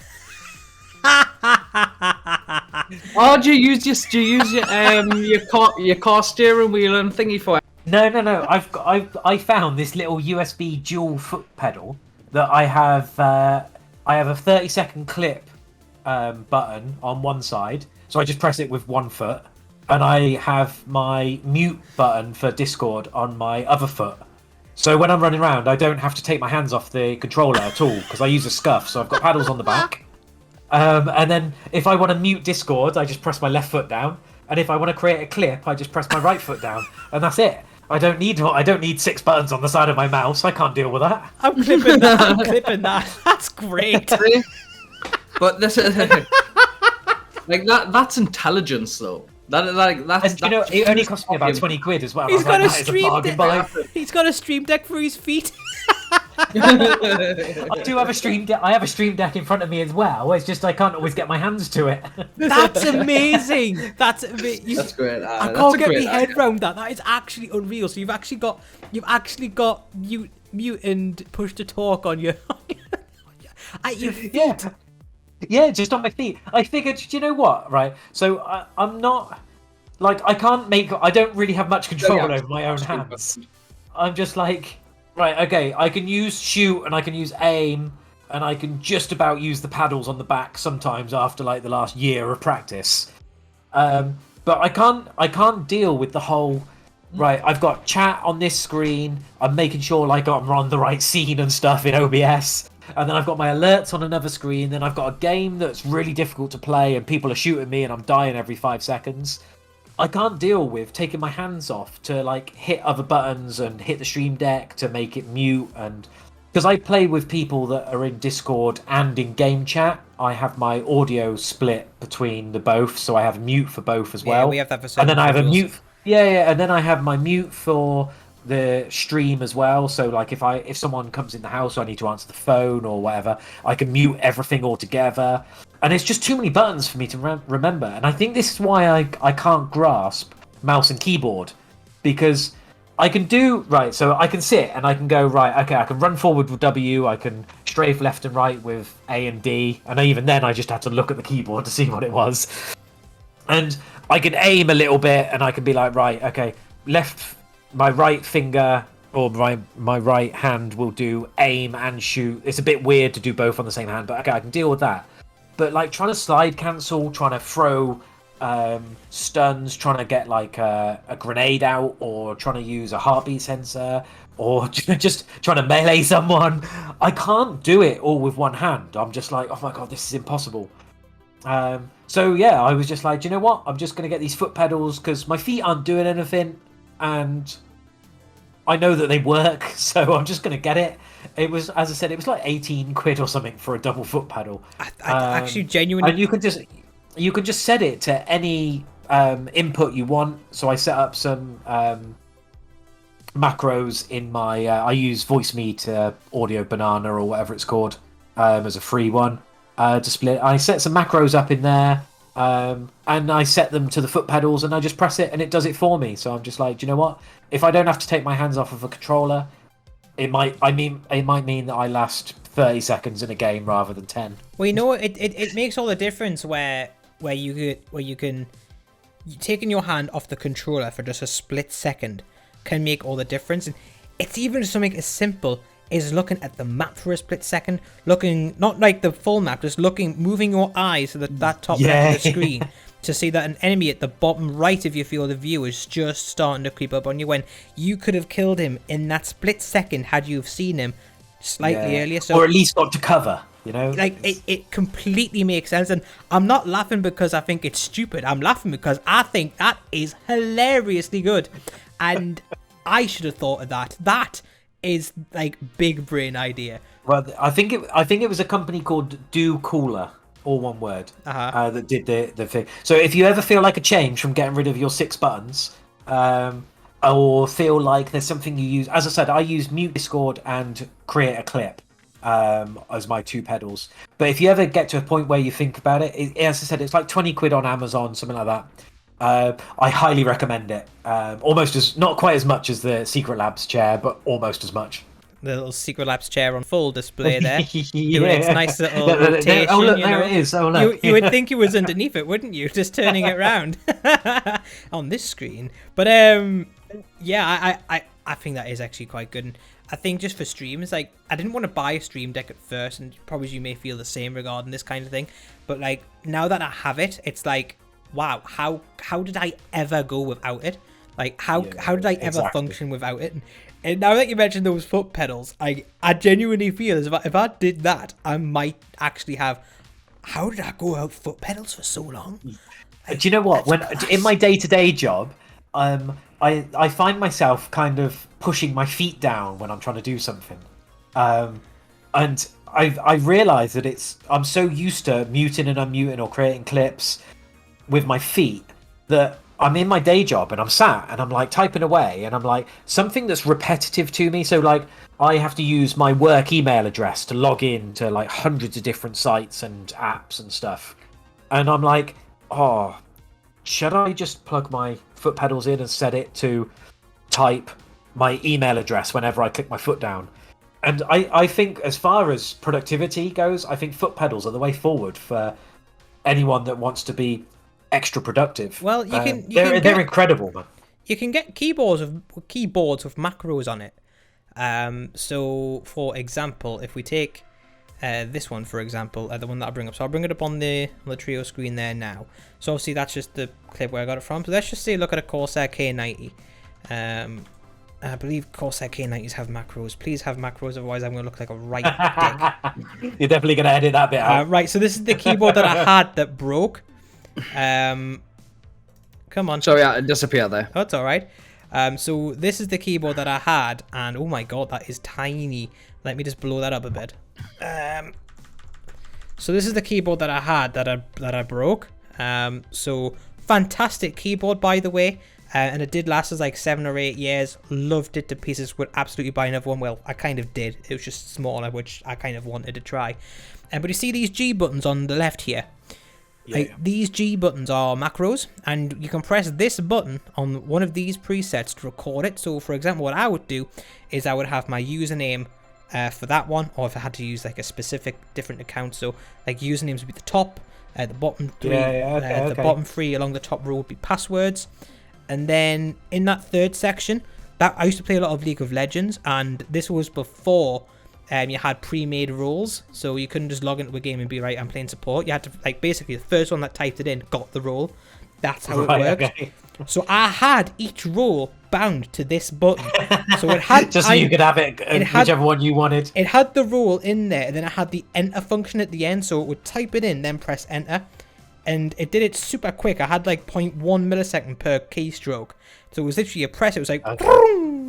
Like straight in there. It didn't matter what your latency was. It didn't matter what your ping was. You were getting that typed in first. And the same for like pre-made stuff. So if you were with a friend and you would like say pre-made bottom lane, had a button for that too. Pre-made bottom lane. That's a handful to like quickly get out there. Fancy having it done in half a second. Like literally half a second. People couldn't compete. I always got every role I wanted in that game from using those macro buttons. So it's really good to have really good of having your passwords on that, and it's saved to the keyboard itself. It's not necessarily saved to the software. Okay. So if you put the software on each computer, the keyboard can then read that software. I don't think this specific keyboard can do it, but you can do it now where it's saved on the device. So you can just unplug your keyboard from your, say if you had a work computer, from your PC into your work computer with the same software, press the buttons and all your passwords are there. It is so handy. Awesome, man. It's so good. You talk about swapping over. I cheated because I just brought a USB switch. So my workstation is, I've got my gaming PC on one side, and then I've got my work laptop tucked under the monitors.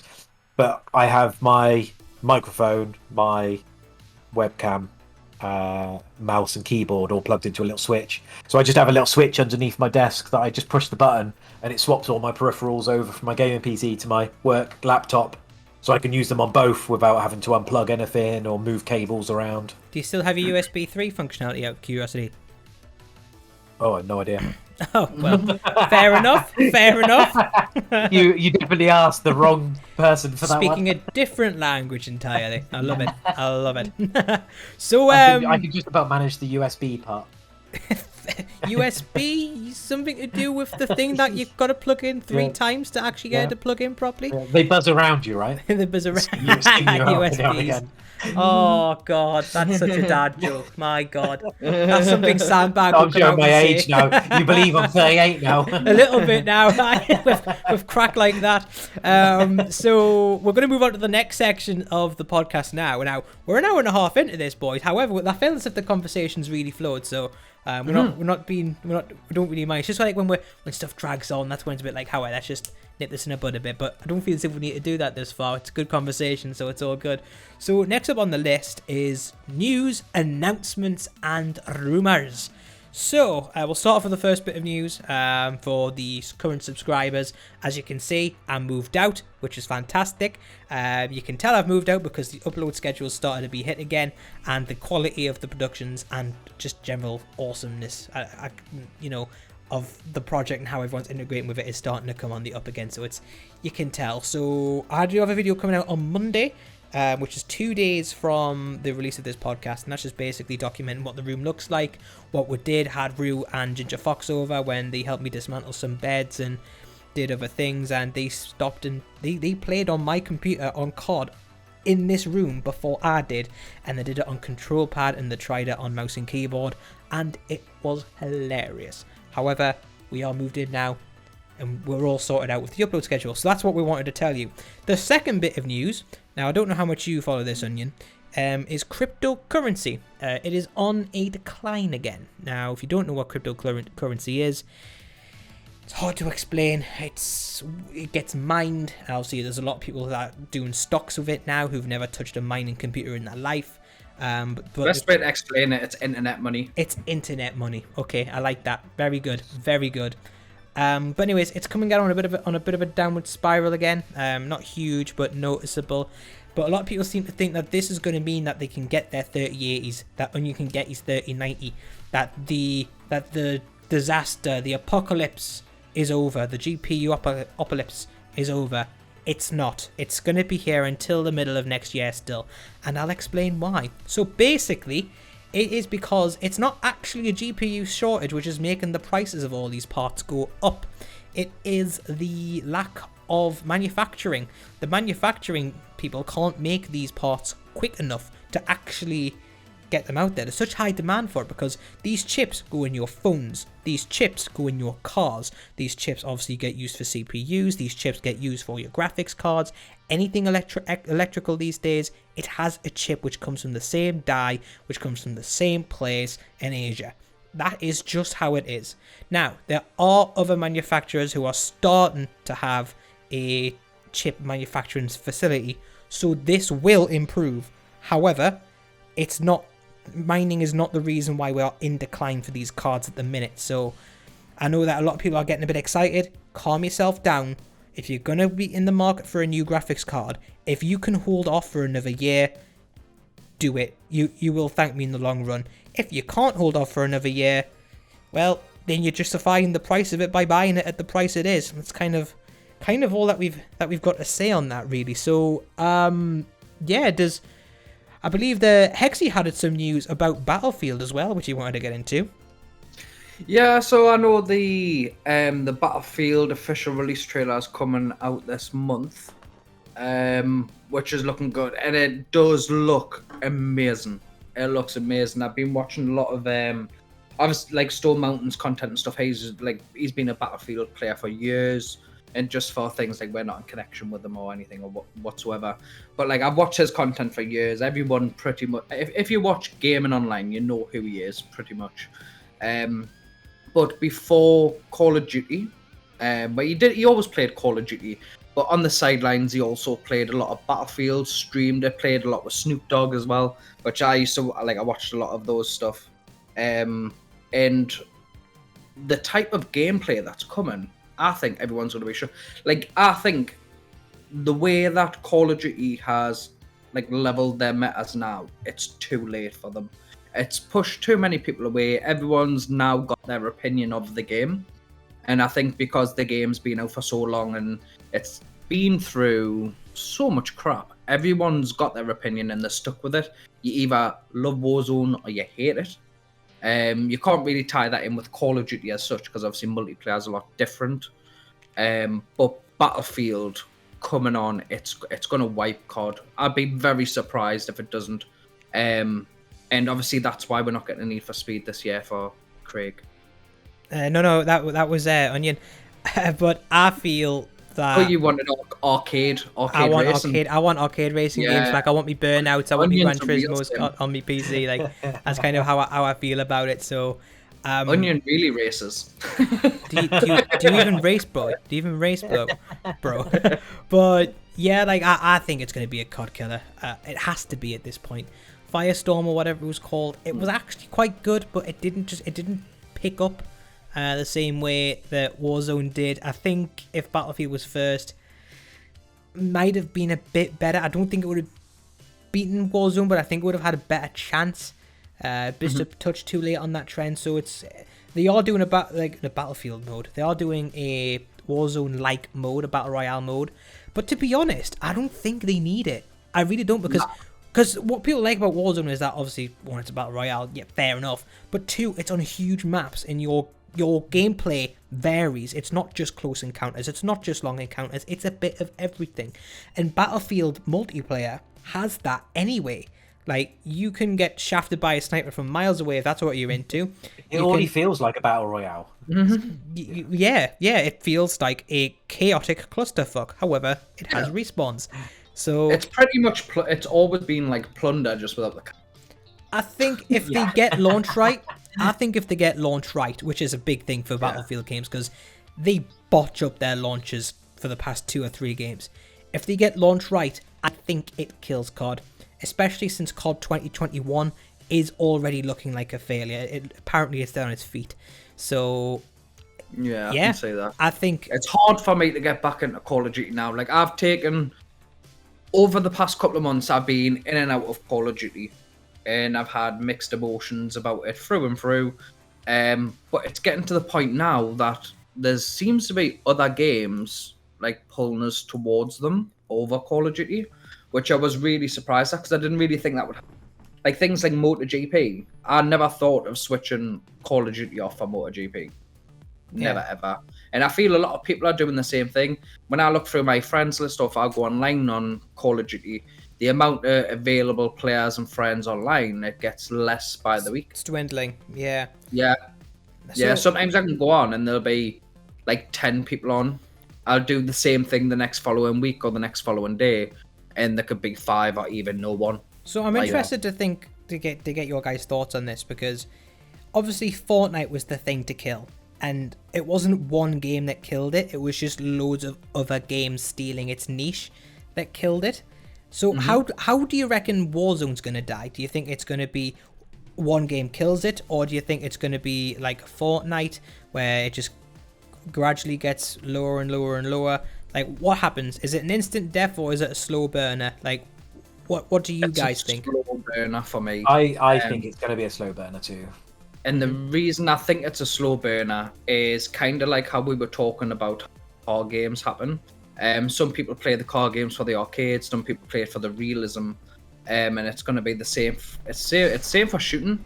Like me, like lately, I've been playing a lot of DayZ, and that's very real. It's amazing how you can shoot someone, and they don't necessarily die. They may fall unconscious through lack of blood or through pain, or it depends what you do. You can shoot someone in the kneecap and break their leg. Like, that to me seems to be more interesting now than running and gunning. I'm finding that game difficult now, and I think why DayZ is attracting us and it's kind of preparing us for the Battlefield, because you got to remember DayZ was an armor mod, which is very similar to Battlefield. It's just more realistic. And I think that's what them sort of games are going to start, because people want to know what it feels like to shoot an M4, or if you shoot someone, how do they really go down? Call of Duty doesn't emphasize on that. Call of Duty is a very arcade, run and gun, and even in Warzone, like even though there is people who camp, it's a camp arcade game, really. Yeah. That's no disrespect. It is an accurate description of what it is, but I'm interested in your thoughts on this, Onion, because I think mine's going to differ slightly. I'm going to have to agree with Hexy on a lot of that. I think I don't think necessarily that it's going to be other games that kill Warzone. I think it's hackers and cheats that is going to be the ultimate end when another game comes out to play as a battle royale. Yeah. I've watched Y8 stream from like the first time I ever saw Warzone, and I've been watching him ever since. And he played a game the other day, yesterday evening, and their first 6 games, they had at least one hacker in every single game. That's mental. And when you think about it, it's just like that. That's incredible numbers. Like, to have 100% of your games ruined by hackers or someone cheating, and cheats are only getting more advanced. Like, there was some guys in there that had those magnetic bullet hack, where he literally shot round a corner. Oh yeah, you can jump through a window, shoot the floor, and it'll shoot the guy up in the top. Yeah, I've not seen that one. And I think that is the biggest downfall of Call of Duty now, for Warzone. I think it's the lack of. They can talk about how many hundreds of thousands they've banned since it started, but let's be honest. It's not that difficult to start a new one. All you need is a different phone number. It's a free-to-play game, and this is kind of the point that we had with Hexy a couple of podcasts ago regarding this. Warzone needs to have an entry fee, small, just £5. You know what I mean? Like, I know that's a lot of money for some people, but it puts But you them say off. that, I mean, it's 50 quid for a new game. Yeah.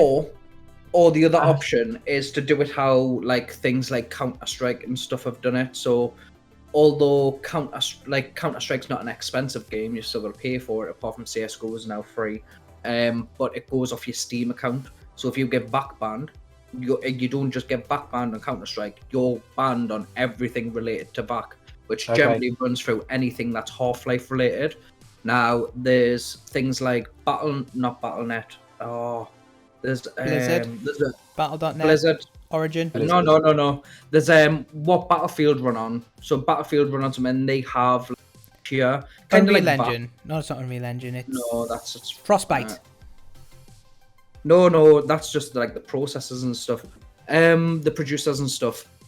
So like how Steam's got back or Counter-Strike's got back, they've got something that runs in the back that you generally have to download before launching Battlefield, and it's a secure thing where if you've got Battlefield 1, 2, 3, 4, like, and then you go, oh Joe, I'm just going to run a hack on this one. You don't just get hacked. You don't just get banned on that. Your whole account gets banned. That's what. So you can't play any of them. Yeah, and the thing with Warzone is that these bans Joe, what we hire out 800,000 bans, yet they're not even permanent. Hackers have tied up streams and said, we only need 3 accounts because it takes them 3 months to ban one, generally. Yeah. And then by the time you've got all the way back round. Yeah, they just log on to another account, and then they just rotate the same 3-4 accounts, depending on how frequent or how bad at cheating they are, because obviously the worse they are at cheating, the more often they get caught, the more accounts required. Obviously, the better they are at hiding them, like things like magnetic bullets. If you're a player that's generally got good aim, and it generally looks like you're thereabouts hitting them anyway, no one's going to question those magnetic bullets. You know what I mean? Yeah. So those players are going to go a little bit more noticed, and they might just go on a watch list or a temp ban, but they're not losing those accounts. So they're literally it doesn't make a difference. So Onion, did you catch the video where me and Hexy played 12 games and 6 of them had hackers? And this was months ago. This was really? This was quite recently. No, I hadn't seen that one. It was. I only showcased like one group of hackers, and it was. We just got that bored of it. Like, was like, right, we're sick of like this, like 6th time it's happened, and we're just like, right, okay. Actually, I think it happened once or twice after that as well, and we're just like, right, okay, let's just sit back and just spectate, just for a laugh, and they weren't even being subtle about it, and they were getting dropped all the time as well. Obviously, they weren't even good. Like, they were still getting dropped. Like, I think that's just.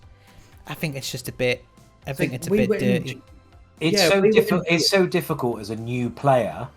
Mm-hmm. Like this is why new games are going to have more players, and it's going to take it away from Warzone, because it's so difficult to as a new player. Like, can you imagine now if you'd never played a battle royale, if you'd never played Warzone or anything like that before, and you thought, I've just got a gaming PC. Okay, cool. What can I download? Look, Warzone's free. I'm going to download that. I'm going to go and have a go. Can you imagine dropping into a lobby now? And with no guns, no classes, with all the no OP guns, ground no loot as well. Yeah, and just dying over and over and over and over and over and over. And it's not going to keep new players. No. I mean, I wouldn't still be playing Warzone now if it wasn't for my little brother. So my little brother lives on the Isle of Man, so I haven't seen him for years because I haven't been over there. And then obviously last year it's been lockdown, and he started playing it with his friends, and he was like, "Oh, you should play." So I'd always been a multiplayer guy, team deathmatch through and through. I never played anything else. Hard point, man. And then no, do you know what? I never played anything else. It was always team deathmatch, and I jumped on, and I was still using like the fastest aim down sight gun classes that you could possibly have because I played multiplayer all my life, and I hated it when I first started. I was like, this is the biggest load of utter shite I've ever played. But I carried on playing because it meant I got to play with people that I knew. That's how I got to work with I got to chat with my little brother like a couple of times a week, and we had something to do. It wasn't like just call each other up and be like, "Yo, bro, how's it going?" Yeah, good. Yeah, mum and dad are okay. Yeah, I'm all right. Yeah, I'll catch you later. We had something in common. We both love gaming, and it was just like, okay, cool, let's just game for a few hours together. We might not even talk about anything particular. We just gamed and chatted. Sure. But it was time spent together when we couldn't be physically together. Do you know? Mm-hmm. Yeah. And yeah, like if you tried to do that.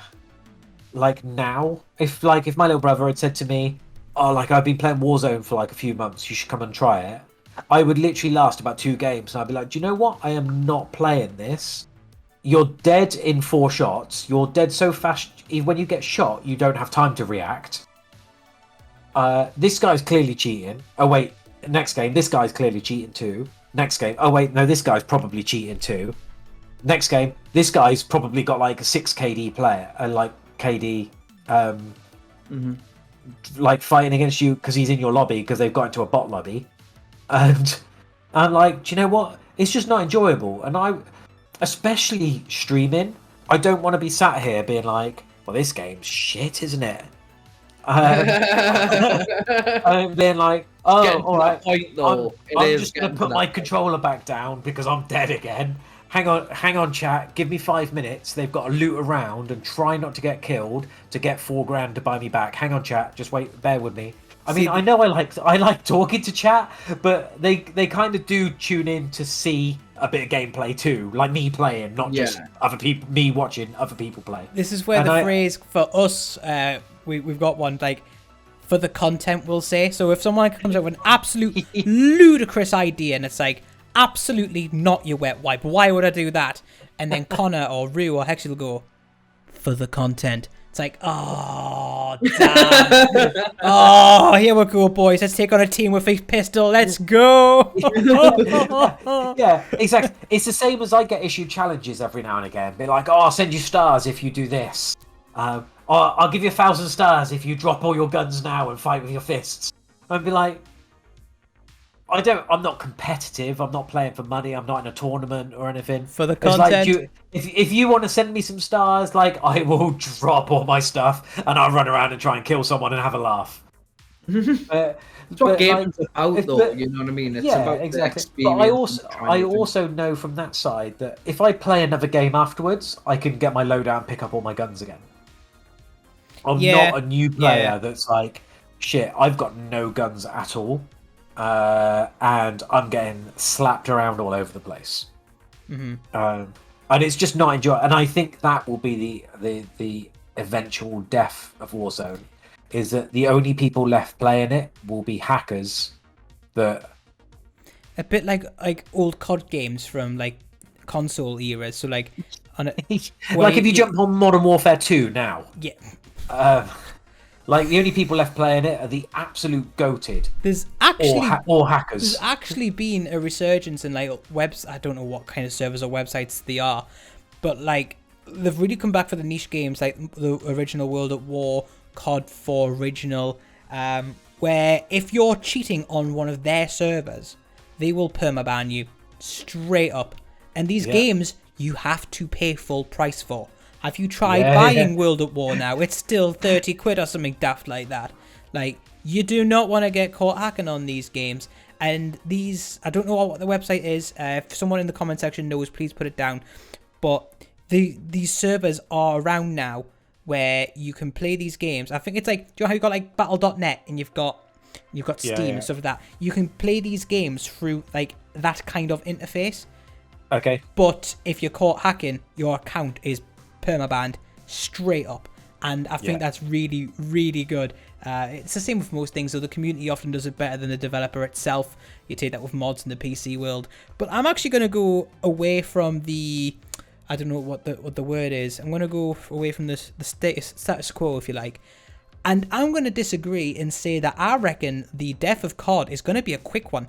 I think when you look at how other games have died, when you look how quickly these games get popular, the average, obviously we're not average, we've got content, we do this, and a lot of our audience as well, but the average casual player of an FPS game has actually a really short attention span in the grand scheme of things, you know what I mean?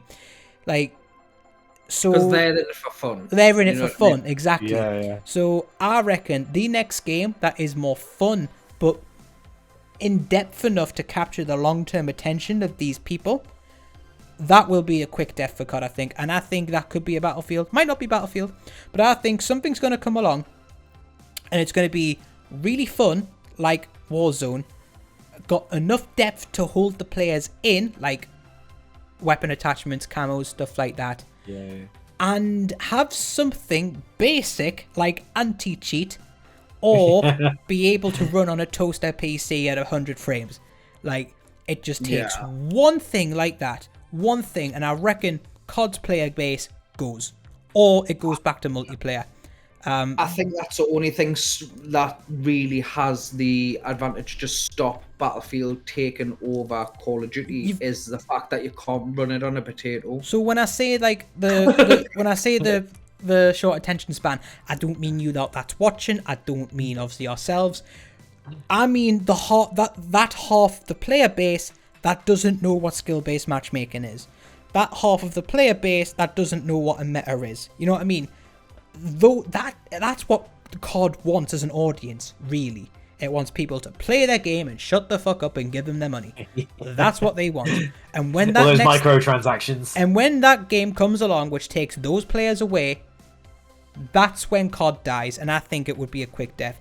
Maybe I'm wrong. Maybe it's a mix of the two. Like half the player base goes, and then the rest just dwindle out. Kind of a bit like what PUBG did. But every other Call of Duty, pretty much, if you think about it. But that's just the way. That is just the way I see that going. If I'm being honest, like I don't see how COD dies slowly. Something will come and it will kill it. So that's just kind of in the COD always dies. In the headspace. Three things are certain: death, taxes, and COD death. COD death.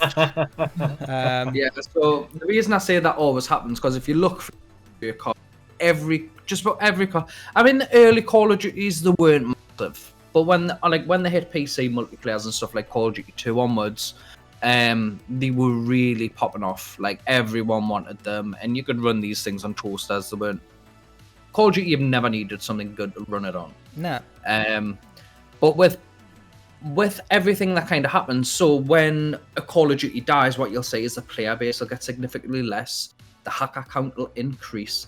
And then if you return to any of the old Call of Duties, like say Call of Duty 4, Modern Warfare 2, World at War, if you go through any of those where the player base is pretty much dead, if you go on there, the only thing that's left is people flying around the maps, and it's hacker v hacker basically. Who has the best hacks? Yeah. Who's paid for the better ones? Yeah, that's all you'll see, and it's happened. This is the earliest I've seen it in a Call of Duty. This is definitely the earliest I've seen a hacker overtake on COD. Nah. Gonna stop you there because remember, Warzone's already a year old. Other COD games are dead by now. Completely dead. The fact that Modern Warfare is in its second year is unheard of for Call of Duty. Unheard of. So, yes, hackers are a problem, especially at this stage of the game's life cycle that it wants to be, where it's like a 5-10 year game project like Apex. In that regard, it's early days of the game and hackers have already took part. So I agree with you on that aspect. However, in terms of early for the game itself, this is uncharted territory for the length of this game's life so far. Like, we're a year and a half in a COD game, and it's still got a good player base. Its multiplayer still got about as much as Cold War. Like, that's unheard of, surely. And people are going to quit that game, and they're not going to go back to Black Ops, and they're not going to go with the new game because apparently it's even worse than Black Ops. So they ain't going to Cold War. If you like multiplayer, like if Warzone or like just the Modern Warfare multiplayer, there's a good chance that person doesn't really like Cold War. But you see people playing Cold War, and if you get in the Cold War servers on PC or whatever, like they don't really like the opposite Call of Duty. So it's vice versa. It's always either side. It's like Call of Duty competes against Call of Duty. Yeah. Yeah, it's a strange one, isn't it? You kind of capture both sides of a market, though, don't you? Yeah. Because you have the Battle Royale Mm-hmm. players that all want Warzone, and you've got the multiplayer players that hate Warzone but want multiplayer, and they've kind of got that both. Yeah, I just think it's kind of ironic that the game that people pay for is the game that's been left behind. Like, Yeah. something feels criminal about that. Yeah. It really It's does. like, we're going to give you this game for free. You've got to pay for this. But you've got to buy the Bruin. But you're probably not going to. But you're probably not going to play this anyway. But we're going to. Like, to be honest, if they didn't do a multiplayer for like that Call of Duty, it probably wouldn't have made a difference. I don't really think it wouldn't have. But at the same time, like, you look at the first Titanfall, that was just meant to be a full multiplayer game, but it didn't have single player, and it killed it. The single player would have just been like a crappy little 4 or 5 hour thing, but it didn't have it, and it killed the game flat. Like, killed the game outright. People didn't want to give it a try because people were like, hang on, you want 60 quid for a game that doesn't have a campaign? Get fucked. So, like, I think people would have had the same attitude with Cold War, because COD would have charged full price for it. Like, Activision would have wanted your 60 quid, or your $70 or whatever it is, for just the multiplayer. Imagine if you paid, well, actually, I still say imagine we did. Imagine if you paid full price for that game, and it was just multiplayer. Haha, now you paid twice, you muggins. Like, because I did console and then I did PC. Like, imagine if you paid twice. Nah, I'm sorry, but they are taking the piss, and there is consumerism to a point, but even the actual casuals aren't bothering with it. Like, they're looking at it and thinking, nah, I'm going to go play something else. And it's kind of good that these games are coming out, which are capturing the audience of these people, you know what I mean? So, as much as I would like it to be a slow death, because that's a bit more sustainable, and it's not a bandwagon that I'm going to have to jump on as a content creator, and obviously yourselves, I do think it's going to be a quick death in that regard. So, yeah, it's just kind I'm already starting to slow down my gameplay, so starting to play slower rated games, because slower rated game. Call of Duty, as I said, I've been playing like DayZ over the past week or so, and you can't play that like you play Call of Duty. If you run in a build expecting to rush someone or bum rush someone or whatever, like, you're a dead man. All the more reason to run SOCOMs, boys. But it's like it's such a realistic game, and that's kind of what I'm trying to get used to, ready for Battlefield. So yeah, that's kind of the way I'm going. I'm thinking FPS going forward. I think it's arcade standing. It'll stay for a little while longer, but eventually people are going to want to leave the arcades behind, and they're going to want something more realistic. Yeah. Because let's get real here, right? If you're on a game like Call of Duty, you had a sniper shot at what we'll say a respectful on Call of Duty is around about 700-800 meters, like a respectful sniper. Yeah. If you hit that on DayZ, you're a god. I'm being serious, because if you hit it in real life, you're a god. Wait, that's the point though. Yeah. That's what makes it so satisfying. In that game, it's so slow. You can be running around town to town to town, and that's your gameplay. That's fine. Someone else may have a base in a town. He might not leave that town ever, but he might just sit on a building and just watch people run through town. He might just snipe them, or he may be laid up in a ghillie suit, or he could like make a tent and hire a camo shack over it in a bush, and then lay inside the tent so he's got that cover. Like, the map's so big, there's so much there, and I think that's what's going to kill the arcades. I really think that's what's going to kill the arcades. If they're not already dead. I think COD is the last arcade, really, to be honest. You might be right. I'd be very surprised if another arcade comes out, like similar to Call of Duty, and stays and gets the same hype Call of Duty did. I'd be very surprised. Hashtag Titanfall 3. Yeah. Give me that game. I want that game so much. Titanfall's amazing, right? And I love Titanfall. I love the idea. Like, don't get us wrong, I do like arcade shooters. They're easy, they're fun, they're quick. You die, you jump out, you go back in, you die. It's not a long process. You don't really mind restarting games. But I don't know. I don't want to say things. It's the whole point of the podcast, numbnuts. I know. Be controversial. Start the debate. Be the one that says it. I just went and told everyone to use a Bruin for fuck's sake. So come on, be controversial. I mean, I don't think that's the best advice. That's not bad advice. All right. Strong gun, it carries mags, but I think if you were going to run a Bruin like your setup, I think if you're not running the full ammo, I think a sleight of hand is probably going to give you the best advantage. Just for reload speed, just so you can get in and out of those fights. You're using it with a 60-round mag though, so you don't really need the sleight of hand. It's nice. We don't need it. I mean, the 60 you need sleight of hand on a SOCOM. You need sleight of hand on a Fennec. You don't need sleight of hand on a Bruin, really. I don't know, like unless it's in LMG mode. Like, because I like the fact that someone may go, "Oh, he's reloading, we'll push him." Mate, I've got sleight of hand. You're not pushing me, bitch. There's no chance. Who do you think you are? There's no chance. But that's the thing. That's what people like don't really realize. Is that, do you know what? You can have all these stereo. You can fire guns in Call of Duty like a laser. But at the end of the day, it's an arcade game. It's fast paced. And if you can shoot, great, but you still need to be able to get rounds in that gun. If you've got no rounds in that gun and you run out and you can't get by the time they this is the best bit about SOCOM is that you can rock it. Like the way I've been rocking it lately is like with an FAL, and like people are like, right, he's reloading the FAL. I'm gonna bum rush in. I'm like, surprise, dickhead! Here's the SOCOM.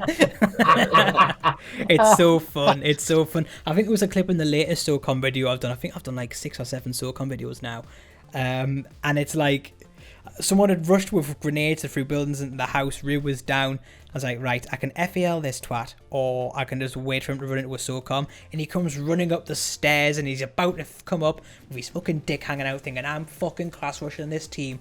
No sooner I could see him, he was dead. And then I got 2 or 3 bullets into his teammate, popped a Semtex down, which caught him in another room and killed Team Wipe. I was like, they would have been foaming. So, yeah, man. My advice might not be the best advice if you want to win, but my God, my advice is best if you want to have a good laugh. And I think the Bruin advice is actually to win, to be fair. But so you reckon a Bruin and a SOCOM together then? I never even thought of that. That's just hey, I like this kid. I mean, I think if you hire VLK on the and then you take the SOCOM in close quarters, that would run it with the integrated barrel. Change. Yeah, like people would shit up if you because. The thing with SOCOM, I'm gonna try that now. They don't like they kind of feel it at long range, but you do get a bit of damage drop, which kind of kills the buzz a little bit. Yeah, but that's because we're running it in short range builds. Yeah, but if you keep that in a short range build and you put that laser Bruin on, you've basically got like the old Meta Grow with AMAX power, which is more powerful. Yeah, exactly. But like, if you do go the other way and fully build out your SOCOM, it's got SKS range. So like it is worth a punt. But I think you're onto something there. I'm gonna give the Bruin SOCOM a go. Usually I run the Bruin with like an SMG or a shotgun, just depending on how much of a dick I'm feeling like. But running it with the SOCOM, the ammo won't even be that bad. Got 60. Yeah. But 60 and 10, isn't it? What I run my Bruin with is with the other variant of the M4A1, and that's the 9mm. The 9mm and the Bruin together. Oh, the 32 round mag. I love that gun. Crisp. It sounds like a BB gun. It really does. It does. I wouldn't want anything past 20 meters. Like, it's not a versatile SMG, but anything in your kill range, it's gone. Like, it's dead. You see it, you kill it. It's that good. I've got loads of like solo clips where I've run that. Like if you're in a solo, that as your medium, like I would say close medium to short range for it shreds and its fire rate. It drops people like you're hitting them with an automatic freaking 50 cal or something. One of my subs got me using that gun on a stream. It was one of those moments. You know what it is? It was for the content. It was one of them. Use this gun for the content. Use it. I was like, this isn't for the content. This is for the win. Like, I used to run mine with a Car 98K, and that was my for like the first 6 months I played Call of Duty. Yeah. M4, the Car 98K. Have you seen that video yet, Hexy? The one that I brought out today. I haven't watched it. No, I was in bed until I started off by saying, like, this gun's being the start of controversy. It's me saying the gun's shit and then me doing the apology video. Oh, right, then you done the Khan 88 one. I done the Khan 88 counter guide because a subscriber wanted. I thought, you know what, it's actually quite a good idea, so I'm gonna give that a go. But anyways, guys, I believe after 2 hours in, we're making up for the lost time you see from the past 2 weeks. I think it's time for Did Ye Nah. So, Hexy. Oh, I did have one written. Oh, okay. So I'll tell you what, I'll start off this week because I actually don't start this one off often. I'm just going to bring it up so I wrote it down. So, did you know? Did ye nah? Did ye nah? That's a Geordie phrase, by the way, Onion. Did ye nah? I'm glad you pointed that out for me. Did ye nah? The bananas can't reproduce. Yeah, they don't have seeds. Yeah. They can't reproduce. So how do you get loads of bananas then? Like, you're talking absolute bullshit, Craig. Well, your favourite yellow fruit may have, let's say, a suggestive shape. This is what the article says. But as it happens, the Cavendish banana, the most popular variant of banana that fills supermarkets and sits at the Starbucks counter, is actually important. It's a seedless hybrid of two plant species. To create bananas, the Cavendish don't naturally reproduce, but require farmers to remove and transplant part of the plant's stem.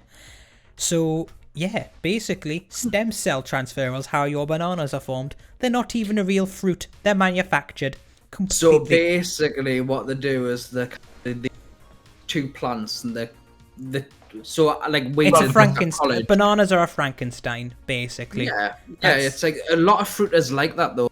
Or like a lot of the stuff that we have today, because I did a horticulture at college up in Newcastle, and you can literally take. I mean, it doesn't work with all plants, obviously, some sort of connection.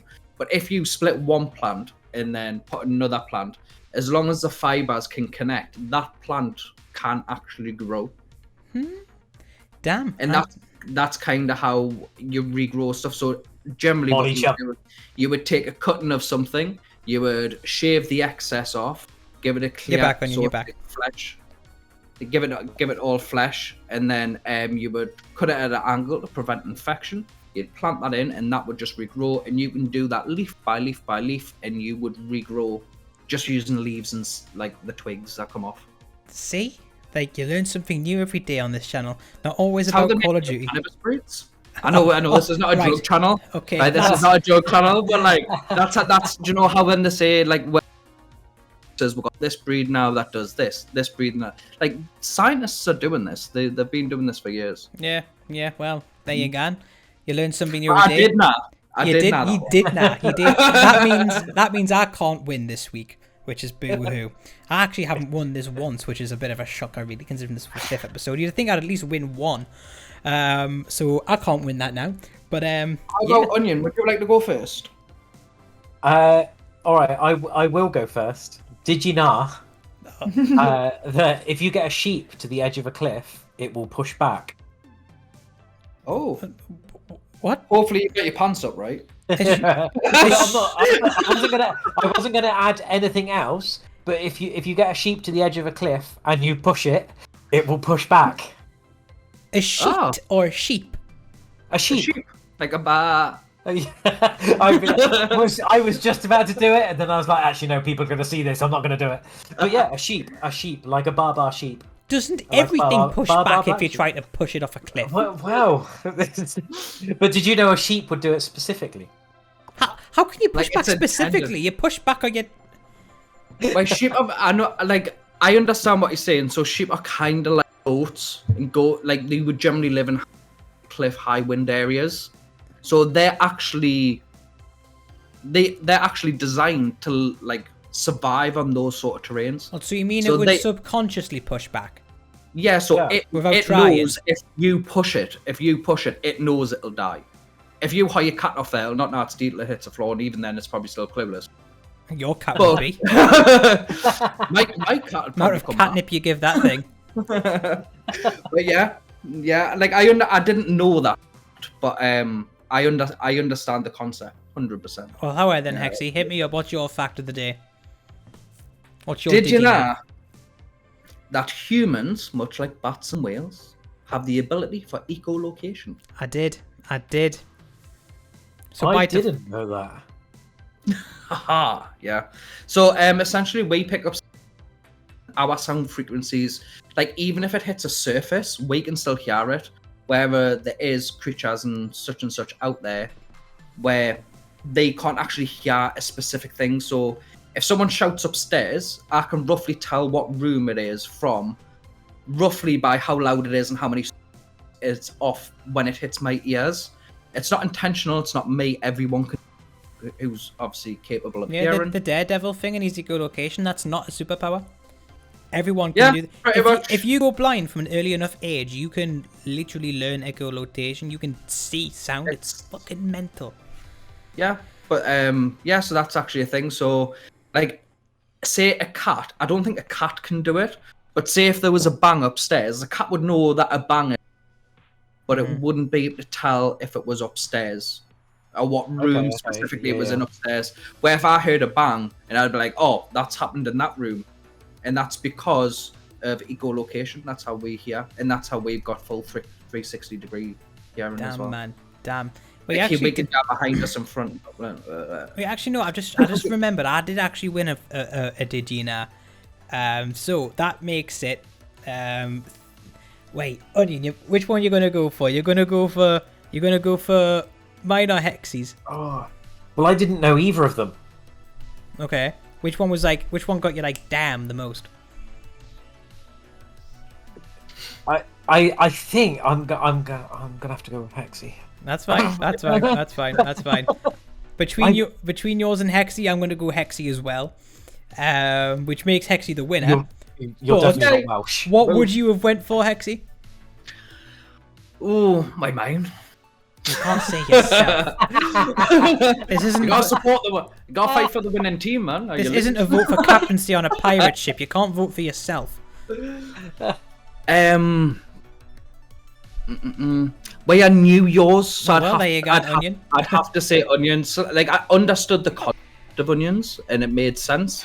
Right, everyone. So, if you're keeping track, that puts me on 1, Guest on 1. When Ben came out with that fantastic ninja one. And then Hexy on 3. This is bad crack. I need to find me form. Like, I need to find me form with these facts of the day's mind. So, yeah. He obviously has too much time on his hands. Yeah. Yeah. Looking for him all day. Yeah. All that sleep, I guess. We'll say that. I just dream of facts. That's what I do.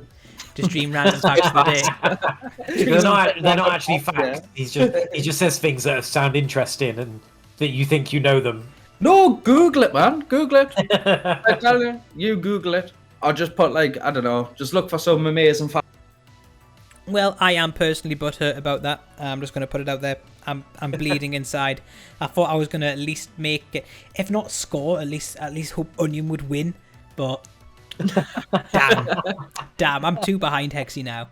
And any guest that we have on, Onion B, if that you again, if you want to come back, I was hoping at least someone would bring that gap, just Hexy, just so, even if it was the guest, just so I was just within 2, but now I'm 3 weeks off. July is the next opportunity I can have to pull even with Hexy.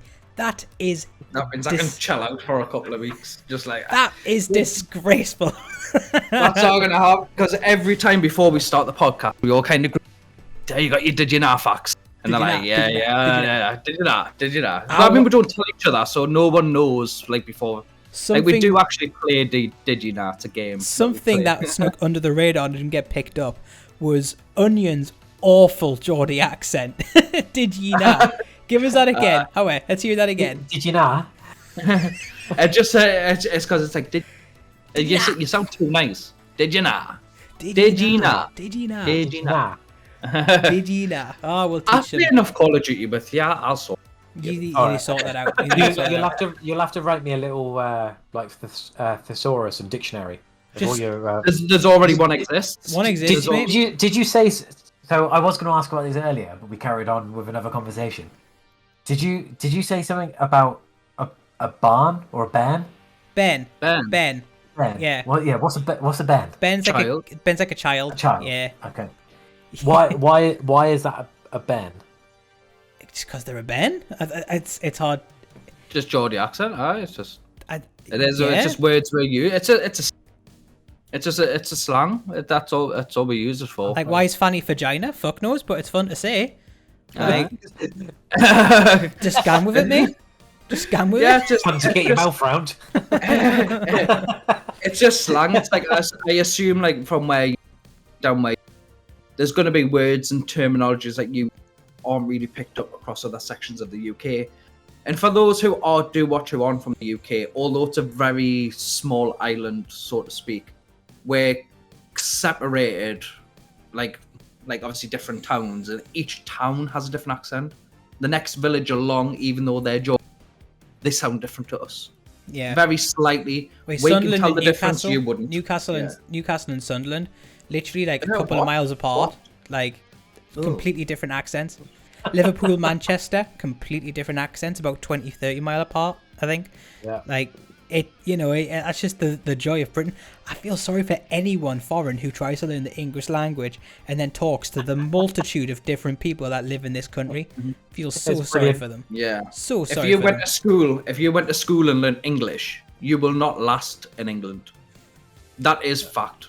Nah. Because although you may know words and you might pick up one accent, and that's there'll be one that stands out. And that's it. Like, but if you really want something just to blow your mind with accents, watch something called like the music for the Blade and Races. It's like a song pretty much just made up of Geordie words, and it's fantastic. But if you ever watch football, it's usually what's played when Newcastle United come out and line up before a game. It's good crack. It's good crack. However, next time you're on the podcast, I expect your Geordie did ye nah to be a bit better, and we'll have before and afters. So, I'm gonna have to make a little note just to. And the other thing for that song, the day that song, the Blade and Races, was done, every day, that day, pretty much every year, the whole town shuts down for that race. It does. Oh, really? It does, yeah. They shut down all the main roads, access to the A1 and stuff. Like, I worked at Morrison's in Bladen in a petrol station back when I was like 19, maybe not, about 20-year-old. And, like, it's the shopping centre's on one side, and then there's, like, the main road, and then the petrol station's on the other. And the race cuts through there, so I had to work in the petrol station with no customers for, like, full 12 hours. Best shift of his life. And day shift as well. I literally sat on the bank, locked the petrol station doors, and just waited there until someone turned up. And I literally just sat outside the petrol station with all the community, like Bladen and Willate in the area. And we just sat and watched people run for like 15 minutes and then occasionally an odd person would run by, like, miles behind. It's kind of like a marathon, all those called. But people go in there and they kind of do like charity events and stuff like that. Yeah. Stuff. Oh, so brilliant. You do kind of see the race as up front, and then like anywhere between 20 minutes to an hour, you may see someone just rocking past on a good pair of shorts. Just you can tell they've never run before, but all the gear. Got gaming shorts. Gaming shorts. That's what it is. Yeah. But that's a bit. Sorry to take over there, by the way. No, you're absolutely spot on, mate. I loved it. But anyways, guys, that is going to conclude this week's podcast. Quite a bit longer than what we usually do, but that's purely because it's just been good crack, hasn't it? Like, just been general. I did tell you I like talking. Well, exactly. Can't complain. But no, Onion will definitely have you back for another one. That's awesome. If you'll come. That's if we've not talked your box in as well. Hexy, thank you as always for putting up with me and these hectic schedules that I put in place. Be here then. Right, this is what we're doing. I'm going to be unwell and go to bed now because I've been all day and I've had absolutely no sleep for like about a week. So I'm looking forward to a bed, I suppose. Exactly. So we'll try and get another guest lined up for you next week. We're trying to get a couple of members of the A1A to actually commit to it as well. So that'll be actually good. We're trying to actually get Trojan to do it because he's now got a gaming chair, so he's got no excuse not to now. So I think a podcast from Trojan is going to be quite good as well. I'd love to get Ruin, but you couldn't get him in. He'll go on a stream, but you'd not get a camera on. You'd be an audio only kind of guy, but Ru will come out with some stuff. You'd love him. You'd love the kid. He's But loved like, everyone on stream. He just talks some shite as well, especially when you get him talking about lions. But no, guys, that's gonna conclude the podcast. Thank you everyone. Thank you everyone very much for watching to the end. And if you like it, make sure you hit that like button below. Make sure you hit that subscribe button because we're approaching 400 subscribers now. Get in. That's you guys doing all the amazing work. And until then, I've been Hoff. This has been Hexy. That's been Awkward Onion. You've been awesome, and we'll see you in the next one. Peace. Peace. Awesome, guys.